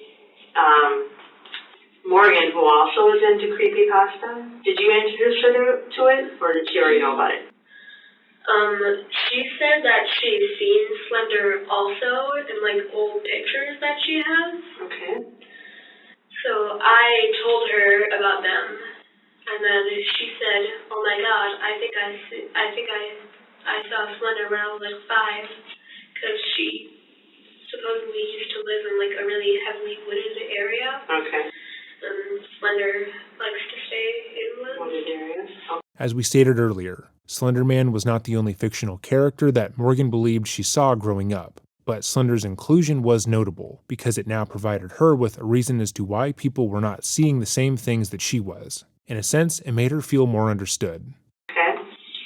So in December and January, Morgan approaches you and says, she tells you that you should be proxies of Slender, or puppets. And you say, okay, well, how do we do that? And she says, well, we have to kill Bella, or Peyton, right? And this will prove ourselves to Slender. And prove ourselves worthy. Prove yourselves worthy to Slender. Mm-hmm. And what would that do for you? Is that to get Slender to like you? Or to feel important? Technically, if you're a proxy, you have to live in, supposedly you live in Slender Mansion and take orders directly from him. So that'd be neat to you? You would enjoy that, or you think that'd be kind of cool? Or at the time? At the time it was really cool, but I wanted to prove all skeptics wrong. Okay. Okay. So when she said that we have to kill Bella to prove ourselves worthy to Slender, you were surprised but excited at the same time to prove that he existed, to prove all the skeptics wrong. And you feel as though in order to do this, you physically had to kill somebody? Yes. Okay. Because that's what creepypastas are about. Okay. Even seemingly nice creepypastas, like Music Keeps Me Calm, are about killing. And you know what happens when you kill somebody? Like physically, what happens to a person? Not legally, but like what would that do to you? Like, do you understand what it means to kill somebody? When you look at it from, I believe it's ending a life. And I regret it. Okay. And that's something you probably recognize today. Mm-hmm. Okay. I mean, I've seen stories on the news about shootings in like Milwaukee and all that, but I never fully understood what it meant to kill somebody until now. Until you saw it happening? Mm-hmm. Do you think that you could be able to physically do that now? No. And why is that? Just too nice of a person. Anissa's view of herself here is incredibly flawed, but instead demonstrates her childish way of thinking. She's already gone over the months of planning in the attack on Bella. Not only that, but the attack was meant to put her in the good graces of a murderous entity that would eventually use her to kill other people. These are objectively bad things, which she had no issue doing, but she still views herself as a nice person, someone who is, at the end of the day, morally good. It's clear that she doesn't fully comprehend what she's done, or what they had planned to do after. Even though she's sitting in a police interrogation room for her best friend's murder, she believes that she is still a good kid.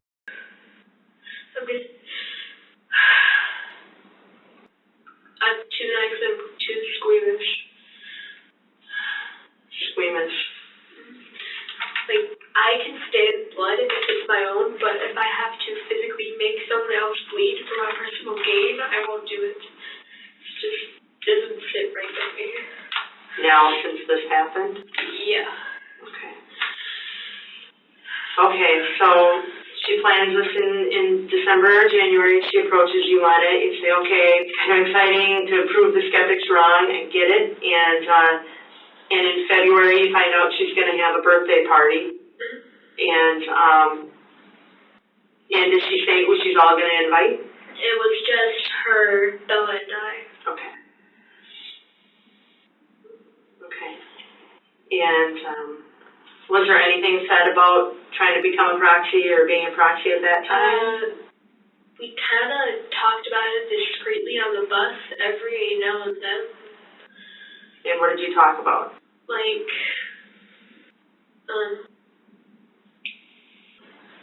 ways to defend ourselves from, like, wild animals and all that, like badgers and, just random things we might need to know. There was... Like if you live in the woods? Mm-hmm. Okay. Okay. Did you ever talk about killing Bella in the bus at the birthday party? Not very often. We did sometimes, but we made sure we whispered. And when you whispered, why was that? So that nobody else would hear. Granted, the bus is really loud, but people are eavesdroppers. If somebody heard, what were you concerned if somebody heard? That we would be in prison for the rest of our life for planning this.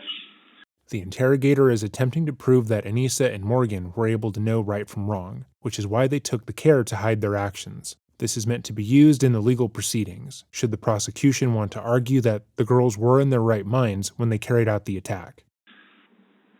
Did you know it's wrong? Is that what you're saying? Yeah.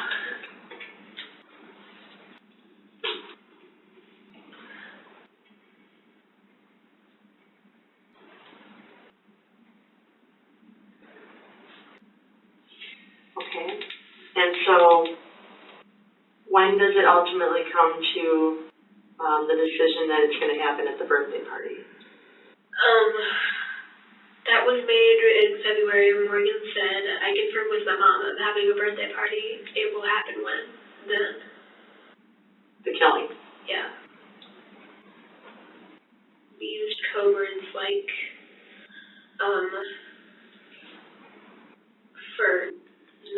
we meant we used cracker. Okay. And, what else?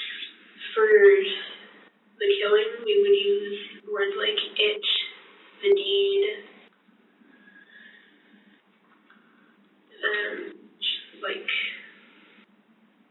for the place we were trying to go, Nicolette, we would use like camping trip and all that. Up north, camping trip. And by place, that wasn't where you were going to kill her. It was where you wanted to get to because that's where the mansion is. Yeah, it's supposedly right in the middle. Okay. And where is Nicollet National Forest? I believe, from what Google Earth told me, it's in Lalona, Wisconsin. Lalona.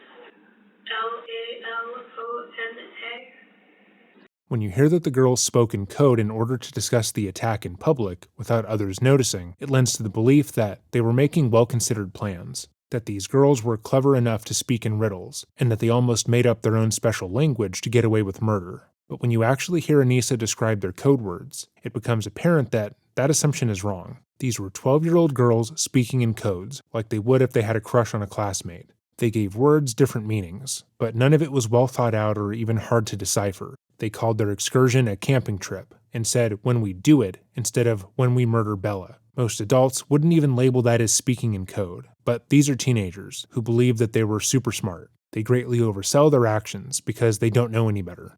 I believe I spelled that correctly. Okay. Hope I did. And you found that by Google? Yep. Okay. And so she is confirmed February. She's going to have a birthday party. Morgan says that's when it's going to happen. And plans are made for, what are the plans that are made for the party? What are you guys going to do for the birthday party? We go to sleep around 8. We stay up and do regular things until 8, then we go to sleep. You went to Scaland though? Like even like, so you guys went to school on Friday, right? Yeah, I thought we were going to Scaland the next day. Oh, okay. Not like that day. Okay. So that was kind of off. So originally I thought it was, we go to bed around 8. Morgan sets an alarm on her Kindle to like 2 a.m. and puts big headphones on, and then the alarm wakes her up. She wakes me up, and then we kill Bella, put her under some covers, make it look like she was sleeping, and then we run. And just leave her at Morgan's house. Mm-hmm. That was the original plan? Yeah, until it changed. We were still planning on waking up really early, but Morgan was being really nice that day, and she let me sleep in like an extra 2 hours and 45 minutes. On that day, meaning today? What day? At the sleepover last night. So she was being nice. What do you mean? Sometimes she can be kind of mean, but that's only like when she's threatened. Okay. Like there's this one guy on our bus, Devin, who's very inappropriate. He says stuff like, "I just went to a stripper club and raped a girl, and now I have a rape baby." Okay. Yeah. So when did the plan change from the original plan? That day, which would be yesterday. And why did it change? Because I thought we were going to, from my perspective, I thought we were going to Scaland the next day. Okay. But we were, in reality, going to Scaland that night. And so that messed up the timeline? For me, it did. Did you originally make that first plan? Is that why? She made the first plan. I just kind of went along with it and tweaked some things. Okay. So she makes the original plan. The original plan is to kill Bella while she's sleeping at like 2 in the morning. And to go to bed around 8 p.m. And was she supposed to go to school? They guys all go to school and then go right over to Morgan's house, or? From what I know, Morgan and I rode the bus to our house. We went to my house so I could pick up my things. I also picked up 2 pictures of my family. Okay. One of them on one of my siblings and me when we were really young. Why did you do that? Memories. Okay. And then we went around grabbing stuff like Kudos, granola bars, and water bottles. The water bottles are mine. Okay. So you were packing a bag to... So the original plan was to go to school, go to her house, go to bed around 8, wake up at 2 a.m. She would wake up with the headphones on, And then kill Morgan. She would wake you up, kill Morgan, or kill Peyton, and then put her under the covers and then run. Make her pretend like she was sleeping. But that changed because Skateland then went at night. So what happened was you guys went to school, and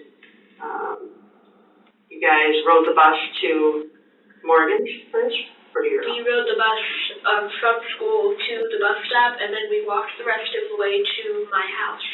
Okay. And then that's when you picked up your stuff. And the pictures. Why did you want memories? So that I wouldn't forget. Why did you think you would forget? Because you were going to be walking to Nicolay?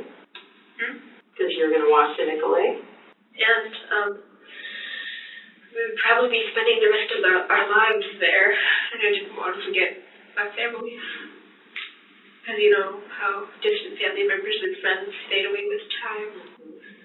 Once again, Anissa makes it clear just how young she is, because she is of the belief that not only will they be able to walk 200 miles to the Slender Mansion, but once there, they'll live the rest of their lives without being able to see their friends and family. In some of the research we've done, there are reports that the girls believed that working for Slender was almost like becoming a vampire, meaning that they would live forever, or have an otherwise extended lifespan. And in the majority of fiction around vampires, especially those that were present in 2014, most involve the idea that the immortal being loses their humanity through losing memories of their loved ones over time. So Anissa was trying to make sure that that didn't happen to her, before she ever confirmed if Slender was actually real or not.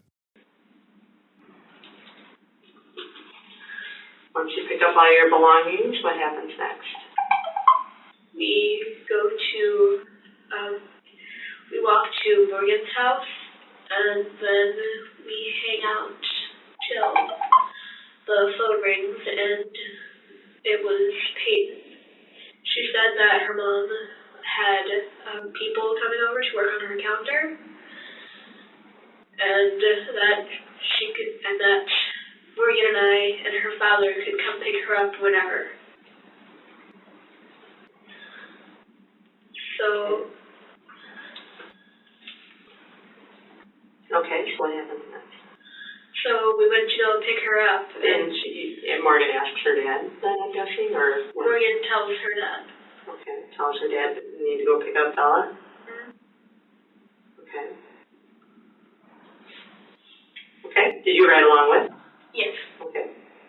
Morgan sat in the middle, I sat on the left, and Bella sat on the right. What was it, a truck? It was a car. Oh, so were you guys in the back seat? Okay. So you pick up Bella, and where do you go next? We go back to Morgan's house, and then we go to, and then after an hour or so, we go to Skateland. Do you remember about what time it was? I'd say around 5:36-ish. Okay. And then what happens next? So then we were at Skateland having a good time. Did you guys talk about the plan at all? Nope. Okay. How long did you guys stay there? We stayed there until around 9:32. 9:32? That's what Morgan's dad said what time was and all Okay. that. So Morgan's dad came and picked you guys up at 9:32? Well, he was already at Skateland. Okay. Did he stay there the whole time? He went outside a few times, but that was just to go, like, in his car and smoke a cigarette or something. Okay. So then he's like, hey, it's 9:32, we gotta go. No, he said we could leave whenever we wanted, and Bella and I said we didn't care. So Morgan said, how about we leave now? I kind of want to get some sleep. Okay, so you guys leave? And then we go back to Morgan's house, goof off for like another hour, and then go to sleep. What do you do when you goof off? We play computer games, Sims, and I had my iPad with me. Okay. So I was playing on that, and then Bella had her tablet also. We were all playing on our devices.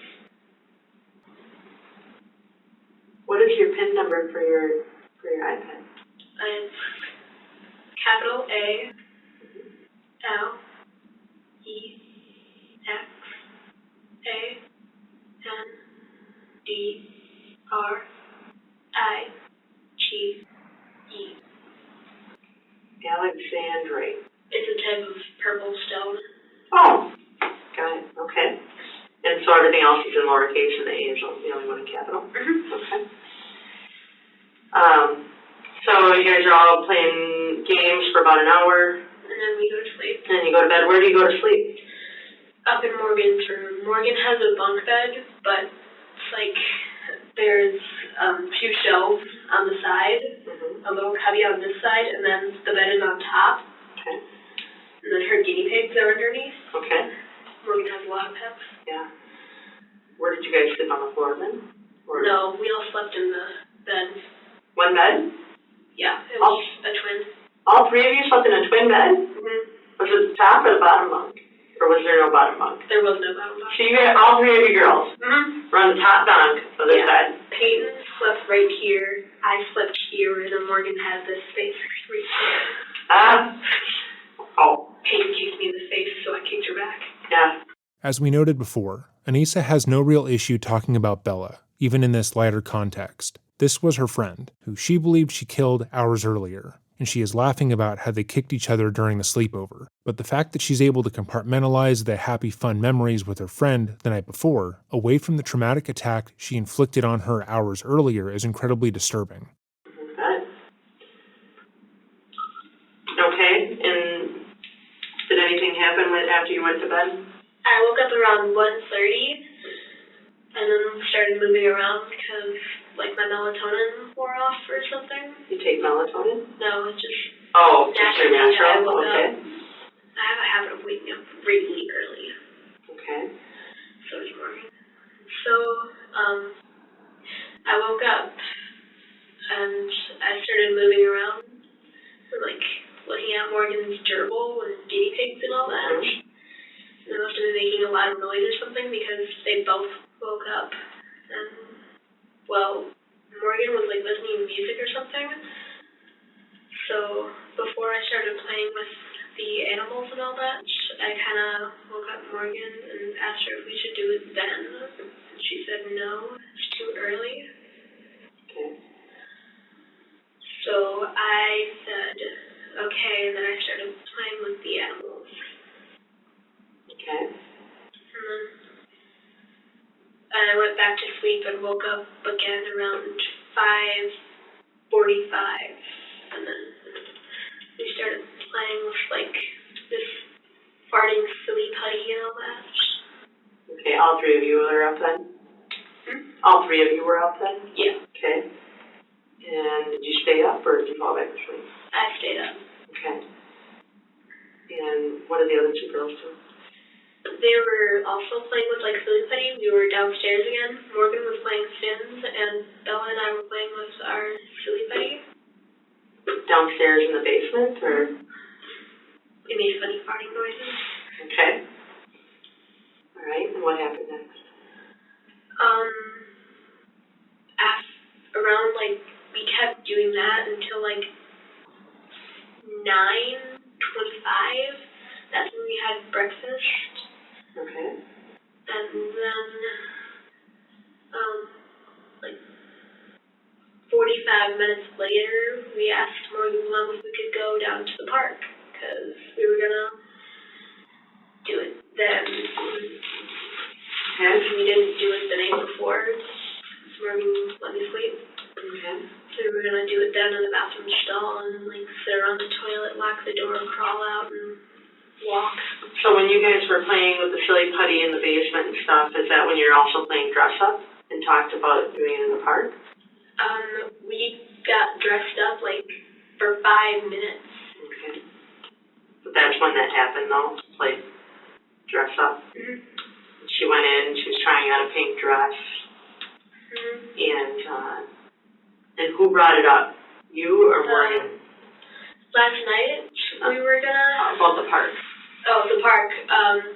While Bella was changing into the pink dress, we kind of talked about it for, like, 3 seconds. Sure. Whispered. We're going to do it today at the park. That's what Morgan said. Was there something about her in the bathroom? Down in the bathroom or something? Yeah, there was a drain for blood to go down, and then we were going to sit her in the toilet, lock the door, and then leave for Nicolette.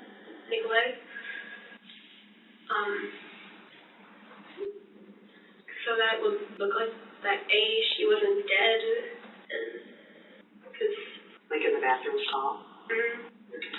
Both Anissa and Morgan believed that every plan that they had made to kill Bella was foolproof, that they were just like the creepypasta monsters and killers that they revered, and that they were able to come up with a plan so infallible that their crimes would be talked about for years online. But when you break down each plan, they are obviously objectively terrible. We already went over how neither of the girls were physically fit or athletic, which is somewhat of a prerequisite if you're going to be hiking nearly 200 miles and camping outdoors. But beyond that, all of their plans were destined to fail almost immediately. In their first plan, where they would cover Bella's mouth with duct tape as she slept and then stab her in the neck, then begin their hike to Nicolette, after making it appear that their friend was still sleeping in Morgan's bed, they felt that they would be long gone before Morgan's parents found Bella's body, that they would see the blankets over the bed and then leave her be until at least 10 a.m., giving them an 8-hour head start. But they obviously didn't factor in how tired they would be at 2 a.m., how they would be only walking on a few hours rest after a day of school and play, and how the crime would be blatantly obvious, no matter how many bed sheets were piled on top of Bella, given the blood loss. Even if her parents were unable to see the blood dripping off of the top of the bunk bed, they would no doubt be able to smell it, never mind the fact that they would notice that the 2 girls were missing. Their second plan is equally as idiotic, as the girls believed that if they were to stab Bella in a bathroom stall, the blood would just immediately go down the drain in the floor, and they could pose her body so it didn't raise any suspicion. But that's assuming that the blood would just shoot out of her body and then onto the floor and then stop. It's a pretty childish idea of what a murder would look like, but they were so confident in their plans. In our opinion, this is a prime example of the Dunning-Kruger effect. For those who aren't aware, the Dunning-Kruger effect is a psychological phenomenon that describes how people with very limited knowledge or skill in an area often overestimate their own competence. In simpler terms, it means that when somebody doesn't know very much about a topic, they lack the insight to recognize how much they actually don't know. And because of that, they may feel far more confident in their abilities than is justified. This is something that you can easily observe in children and teenagers, because they tend to have intense interest in things, while lacking the full capacity to fully understand them. They also tend to be highly defensive and confrontational about their interests, as Anissa has already shown in this interrogation. Both girls believed that they had devised a logical, effective plan to kill Bella and escape the consequences. However, the pair lacked any real-world experience that would be required to carry out such a sophisticated and labor-intensive crime. But because of that lack of experience, they believed that they were being careful, strategic, and intelligent, so much so that Morgan would brag about it in her interview, which we will cover in a later video. And then leave for Nicolette. Okay. And then, I couldn't do it in there. Morgan kind of explained, Slender and Proxy and all that to Bella while we were in the bathroom stall. Oh, you guys, okay, so then you guys go out to the park then? Mm-hmm. We all go to the park. So Morgan asks Mom if you guys can go play in the park. Mm-hmm. And when did she take the knife? She took it before we left.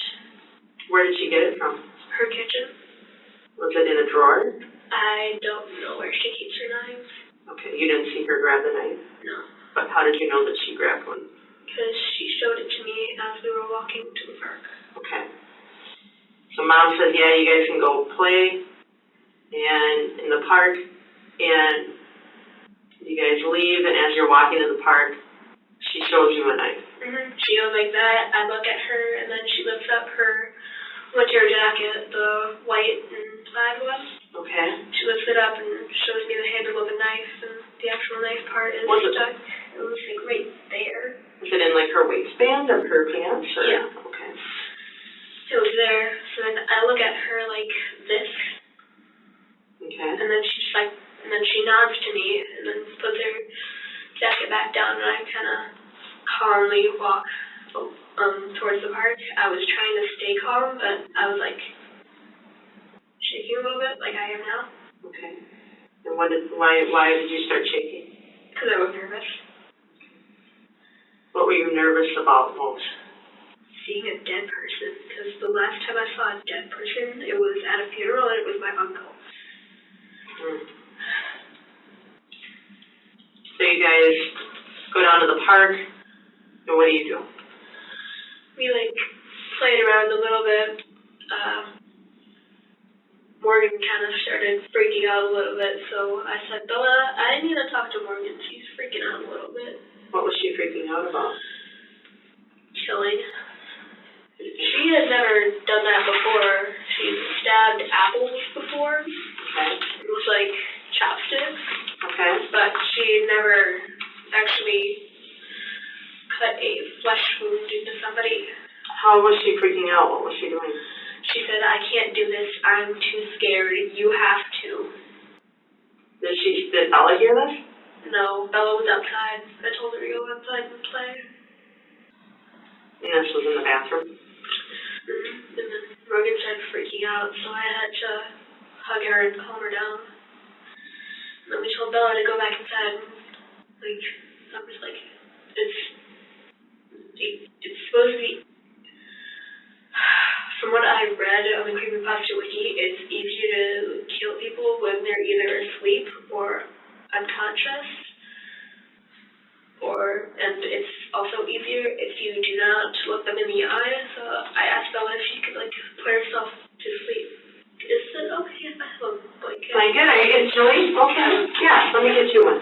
Thank you. Yes, of course. She once again emphasizes that the only preparation they did prior to killing Bella was looking at a creepypasta wiki, so looking at fictional stories often written by other young teenagers made for the explicit purpose of scaring other teens. These are stories that are often fantastical in nature and have almost no basis in reality. But they truly believed that if they followed these stories, they would become just like the monsters they adored so much. I have an officer going to get a blanket for me. It's downstairs. Okay, thank you. Yes, no, thank you for telling me. Okay.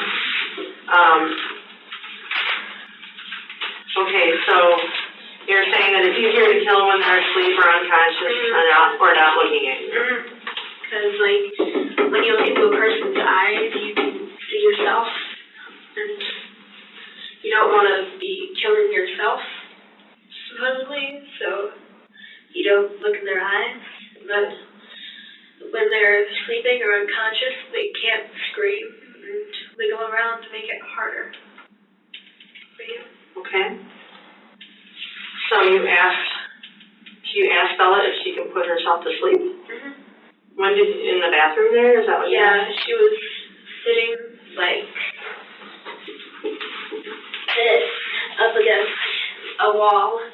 And I was sitting next to her, and I asked her if she could put herself to sleep. And then she said, no, I'm not tired, I can't do that. And then,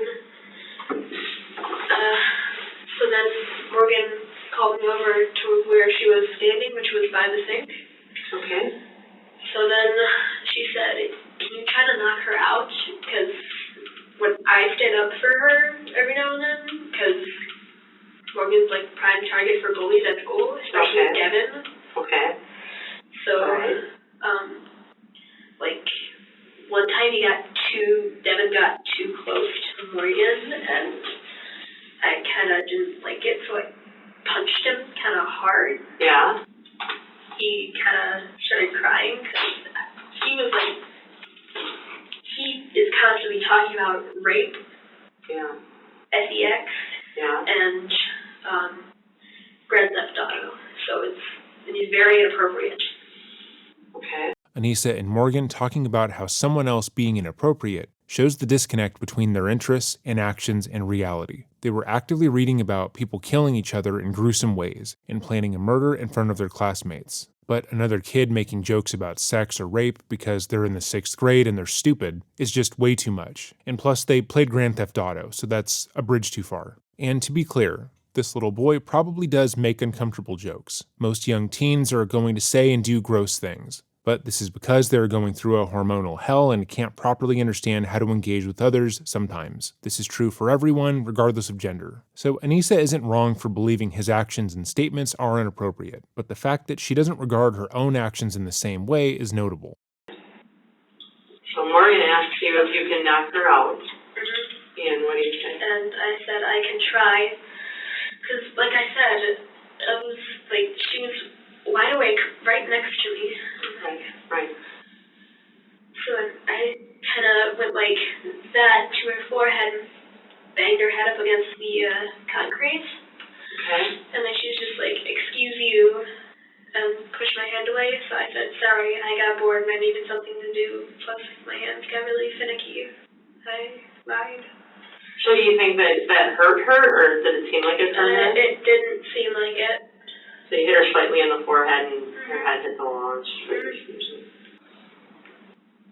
And you were doing this to knock her out so you guys could kill her in there? Yeah. Basically, and you asked her to fall asleep so you could kill her in there? Yeah. Okay. I don't like screaming. That's one thing I can't handle. Okay.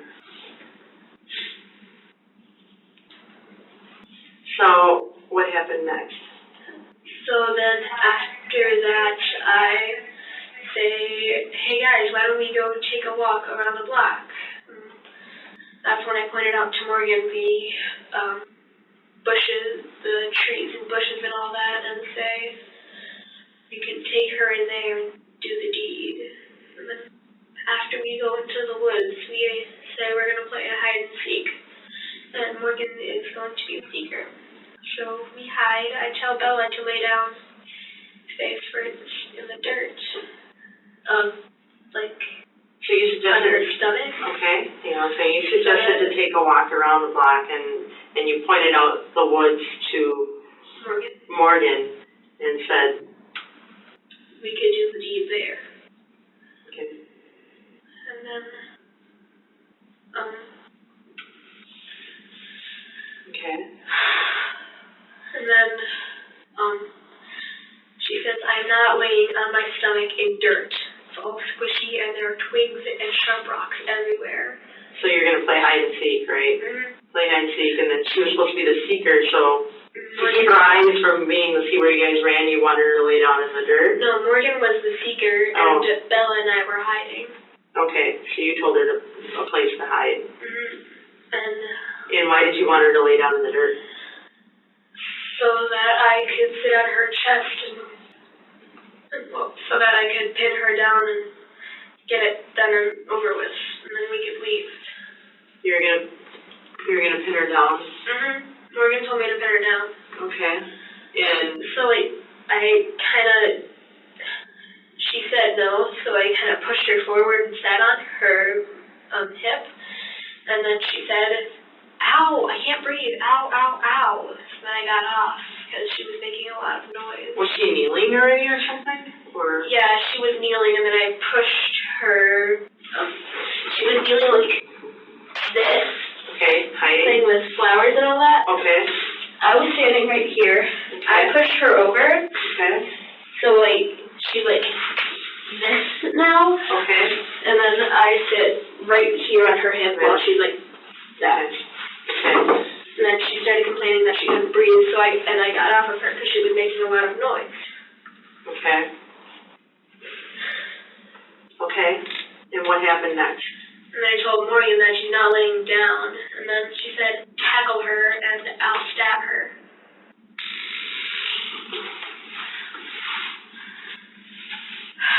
And then... Now, there was a time when Morgan gave you the knife. And said that she couldn't do it. When was that? It was like before high tea?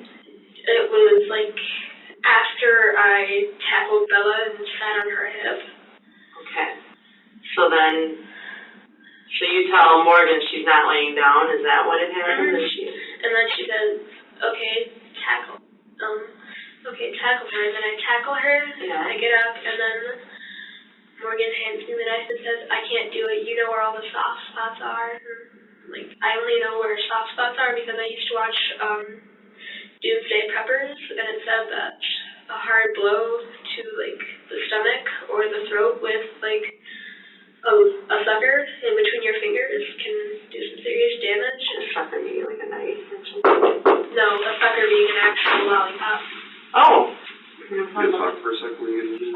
Sure, just give me 1 minute. I think they're getting a blanket for her, too, if that's out there. Okay, so you learned that on Preppers. Doomsday Preppers. Sucker being an actual dum-dum sucker. Okay. Not like code words or anything. So Morgan gives you the knife. And then I tell her she has to do it and to go ballistic, and then she asks when, and I said whenever you want, and she said I'm doing it when you want me to.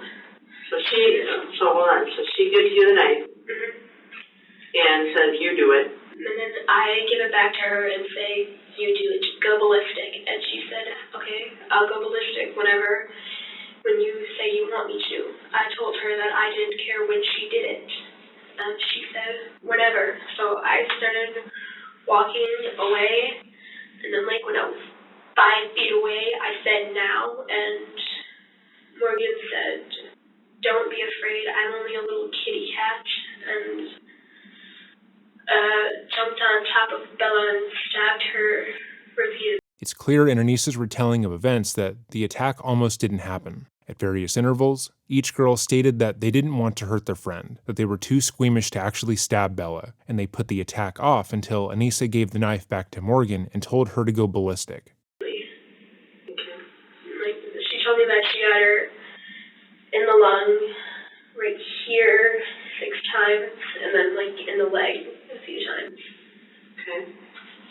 And then she walked away covered in blood, and then Peyton started screaming, I trusted you, I hate you all. And then I told her to lay down and be quiet because I didn't want attention being drawn. So I said, lay down and be quiet, you'll lose blood slower. So then she laid down. Morgan tried to clean her wounds with a leaf. Did she try to get up? Yeah, she tried to get up. She said that she couldn't see, she couldn't walk, and that she couldn't breathe. Peyton was saying this? Yes. So after Morgan stabbed Peyton, did Morgan just get off of her and start walking away, or? Morgan got off of her when I turned around, and Peyton was wobbling around, holding up trees, saying, I hate you, get help. Okay. And that's when I told her to lay down and be quiet, you'll lose blood fat slower. Okay. But really you just wanted her not to draw attention? Okay. So then, when Peyton was being stabbed, was she laying on the ground, or? Morgan pushed her to the ground face first, and went ballistic. Okay. And then, so Peyton somehow gets herself to stand up. But she's wobbling, and then she collapses near a ditch, and then she says, I can't see, and she starts kind of crying, and whimpering a little bit. Then,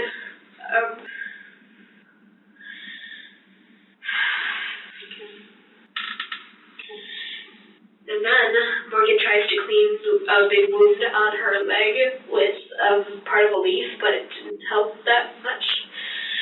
Why was she trying to do that? Because before this, Peyton was Morgan's best friend. Morgan was Peyton's only friend. So it was hard for her to do that. Okay.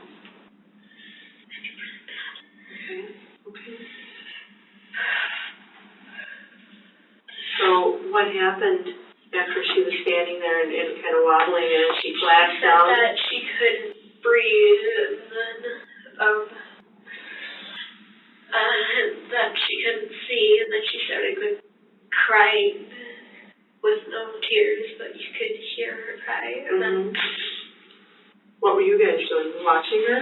We were like slowly backing away because we took the opportunity to run. Okay. Like, she couldn't see us, so we took the opportunity to run. Did you tell her you were going to go get help? Did you want to actually get her help? No. Okay. I kind of wanted to, but I knew Morgan wouldn't want me to. Okay. Because, like, we've planned this for a while. Like, 6 months. Can I have a Kleenex? Yes. Let me get you a and that blanket. I'm sorry, hon. I don't know where I'm taking them so long. Blanket. Well, here's what is going to happen. I'm going to just kind of write down, you've been talking to me for a long time, and I really appreciate your honesty.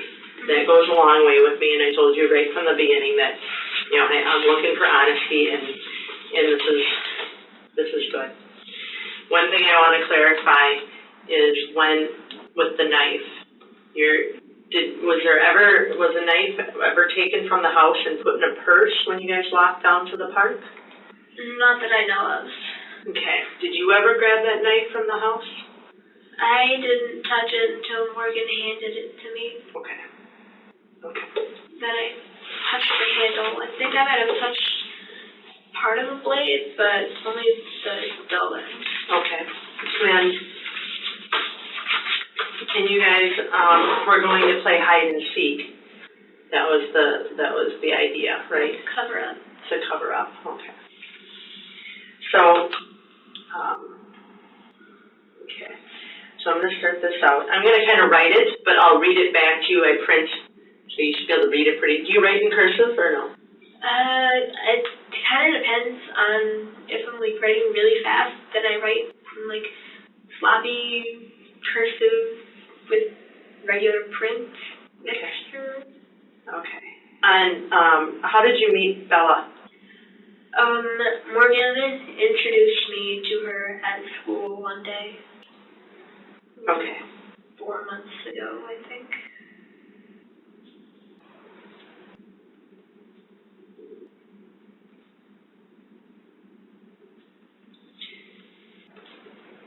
Do you usually meet up with Morgan every day after school? Only if our parents allow it, but we usually have to be home by like 7. Okay. So yesterday, though, after school, you met up with Morgan and you guys got on the bus and took it to the bus stop, right? No, we got on the bus at school, and then at our stop, we got off, and then we went to my house, picked up my things, and walked over to hers.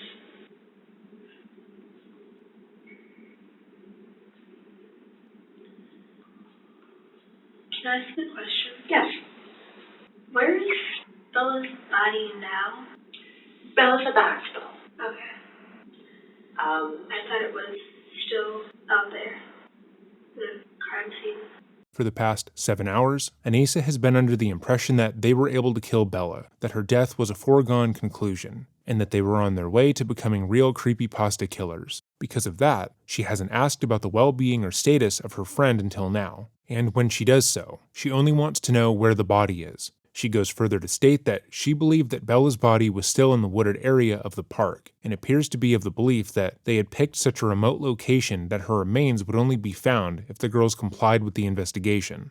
At this point, it's clear that Anissa has no real understanding as to why she was arrested and brought in, despite the interviewer asking about the attack and knowing the details of what happened prior to Anissa telling her, and the police telling the minors that they were arrested. So somehow this still hasn't registered to the 12-year-old. But she's about to learn that Bella did survive, and that their plan ultimately failed. So let's see how she reacts. Did you think that she died? Yeah. She is alive. Okay. How does that make you feel? It makes me feel kind of happy. Kind of worried that, like, I'm just scared all around. What are you worried about? I know she'll never trust me again and that she hates my guts. Yeah. Though Anissa didn't say it, her being frightened likely has to do more with the idea that she sincerely believed that Morgan had made a deal with Slenderman. Though she was only made aware of this deal after the murder, she clearly believed that Morgan had communed with the monster, and if they didn't kill Bella, the monster would kill her and her family. But moreover, since the girls had failed to kill their friend, this would explain why Slender hadn't comforted them when they had their mental breakdown. Anissa said earlier that that was the only reason that her faith in Slender's existence had waned, and now she's been given a logical reason as to why that occurred. However, the interrogator's reaction to hearing about Slender would have been fairly illuminating to the young girl. She was used to speaking about these topics with other kids. She felt that those who didn't believe in it just didn't know as much as she did, and would eventually eat their words when she proved he was real. This would be the first time she would be able to speak about the monster to an adult authority figure, and it hadn't gone the way she expected. If Slenderman was real, if he was an entity that murdered so many people, surely a police officer would know who he was. But throughout the interview, she repeatedly asked her if he was part of a game, or a character in a movie. She hadn't been judgmental of Anissa's interest, but she clearly indicated that Slenderman was not real, and that she didn't know who he was. This would have been deeply impactful to the young girl, who was, according to court records, incredibly easy to influence. If this authority figure who works with criminals and killers didn't know who Slenderman was, that likely meant that he probably wasn't real, and if he wasn't real, then she had attempted to murder her friend for nothing. One could expect a large emotional reaction from that revelation, but Anissa stays remarkably calm and collected. Similarly, her stated takeaway from learning about Bella's survival is equally remarkable. She states that she is frightened, then states that she is somewhat upset because Bella told them she would never speak to them again. She is upset that her friendship with Bella, the girl she tried to murder and spent the last 7 hours thinking was dead, is over. That this will be a fissure in their relationship, at Bella's behest. Again, the immensity of her actions and what that meant for Bella is completely foreign to her. She doesn't understand what she has done, what she spent the last few months planning to do, and it seems more reasonable to her at this moment that Bella not being friends with them is just her being dramatic and unfair. Well, that's pretty serious what happened. She was very, very close to dying. Today. Okay. Very close. But the doctors were able to save her. Okay. How does that make you feel? Good. Makes you feel good that she's alive? Mm-hmm.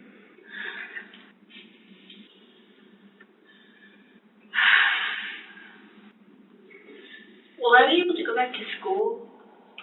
What day is it today? Saturday? Yeah. You know, I don't know if you're going to be able to go back to school on Monday. But at some point in time, you'll be able to go back to school. Okay. Okay.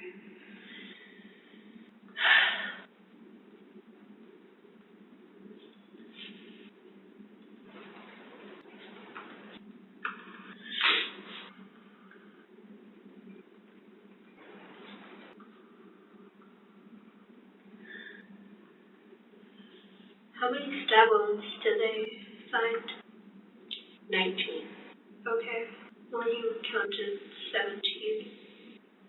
Was she counting out loud as she was doing it? No, she was counting in her head, I think. When did she tell you that? I asked her where she stabbed Bella, and she said that she got her in the chest 6 times, in the lung twice, and then everywhere else. I know there was one in her leg, and I saw her like bleeding like crazy.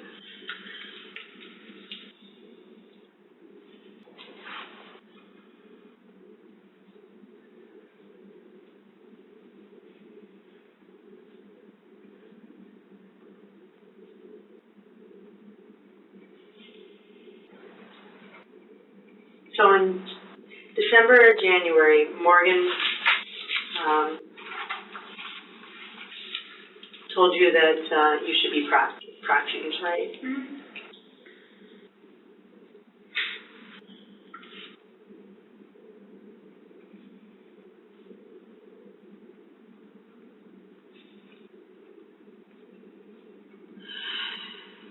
Would you say that creepypasta is an internet game? Would you say It's like,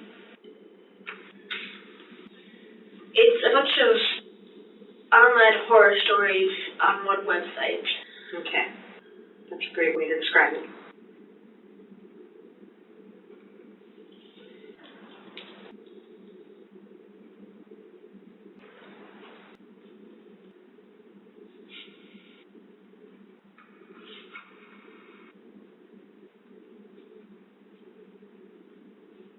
And it's Slender is actually Slenderman, right? Mm-hmm.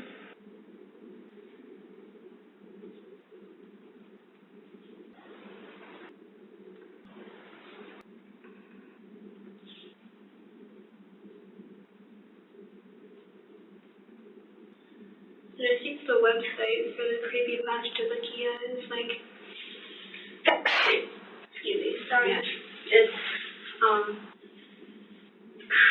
it's Wikia or wiki.creepypasta.com. Does Morgan know that Bella's alive? I don't know. I don't know if Detective Casey told her. Okay.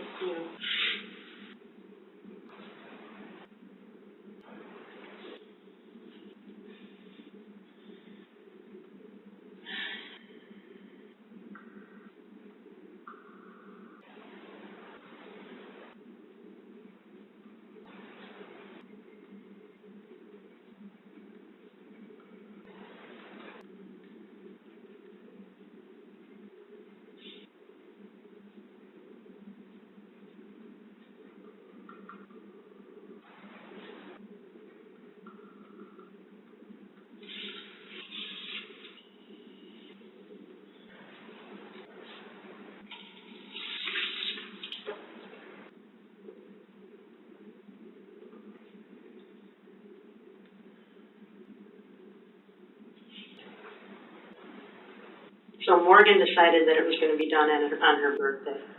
Her birthday was earlier. This was like a later birthday party. Okay.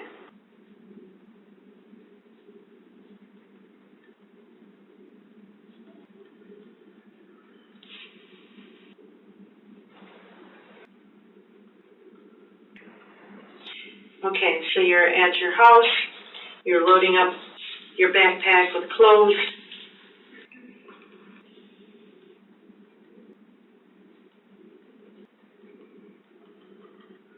And then food and water, right? Water bottles and granola bars. And pictures of your family, right? Mm-hmm. Picture of my mom and then a picture of my siblings and me.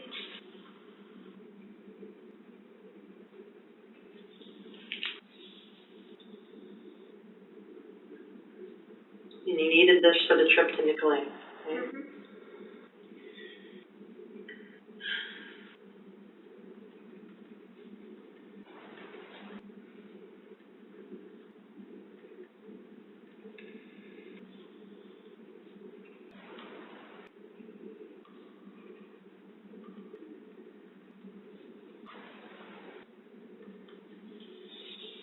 Okay.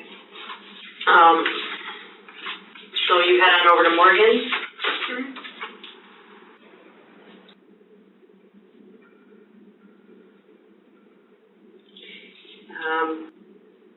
Peyton calls Mm-hmm. and says, come pick us up. Mm-hmm.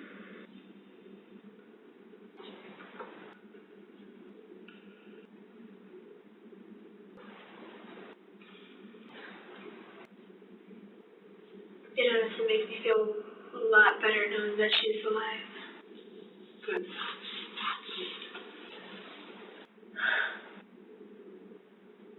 Does it worry you won't see Slender? Or do you think he does not exist? he does not exist. He is a work of fiction.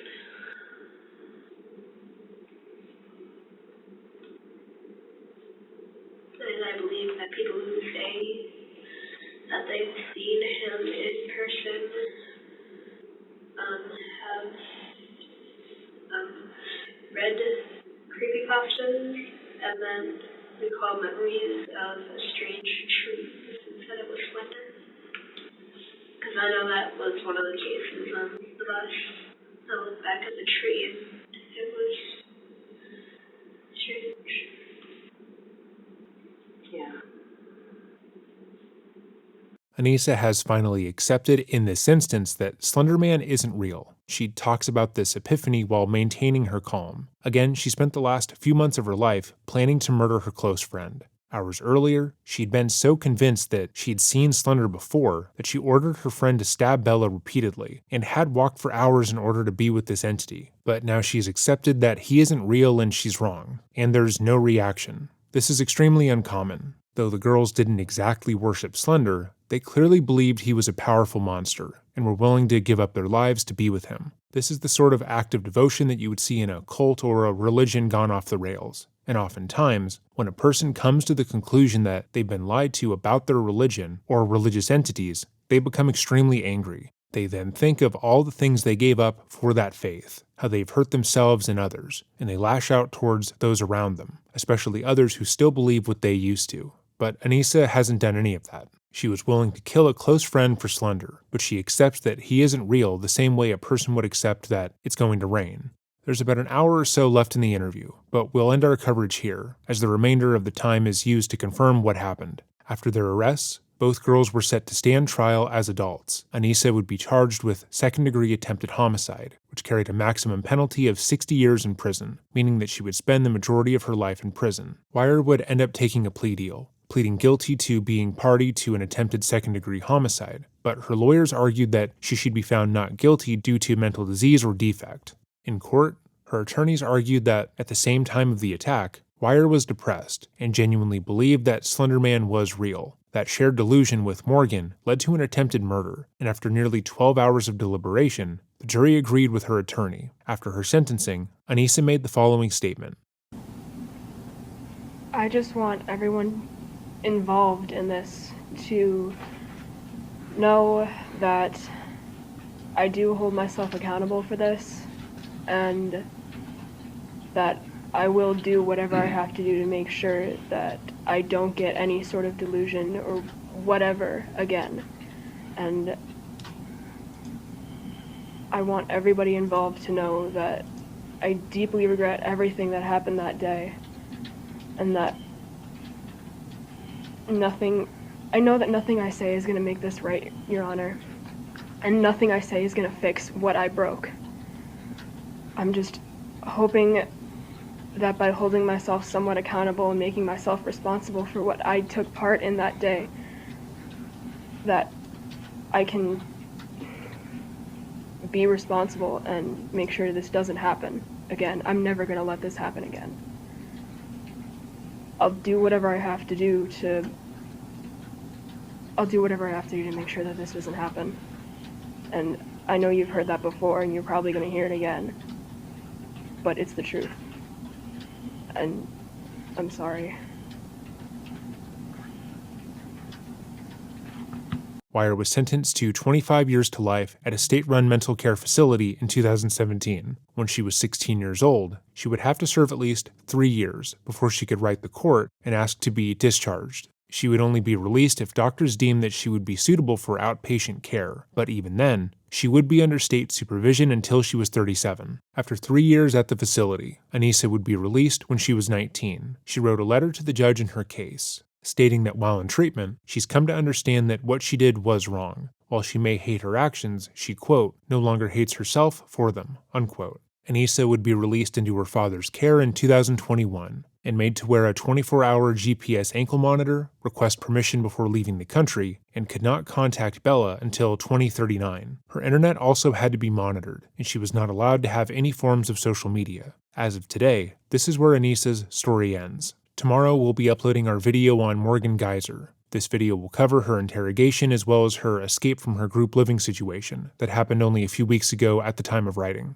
If you're watching this a day past its upload date, that video will be linked in the description box down below and should be easily accessible. If you made it to this part of the video, thank you so much for watching. Your support does mean the world to us, and we hope you're having a wonderful holiday season. As always, if there's a video you would like to see on the channel or a story you want to bring more attention to, you can let me know by emailing me at dreading.official@gmail.com. We're consistently going through the email and adding your suggestions to our list, so we can begin our research process. And because of viewers like you, my brother and I are able to do this full time, and we cannot thank you enough. You have absolutely changed our lives for the better, and continuing to bring attention to your suggestions is the least we can do to say thank you. So with all of that said, have a great day and remember, stay safe.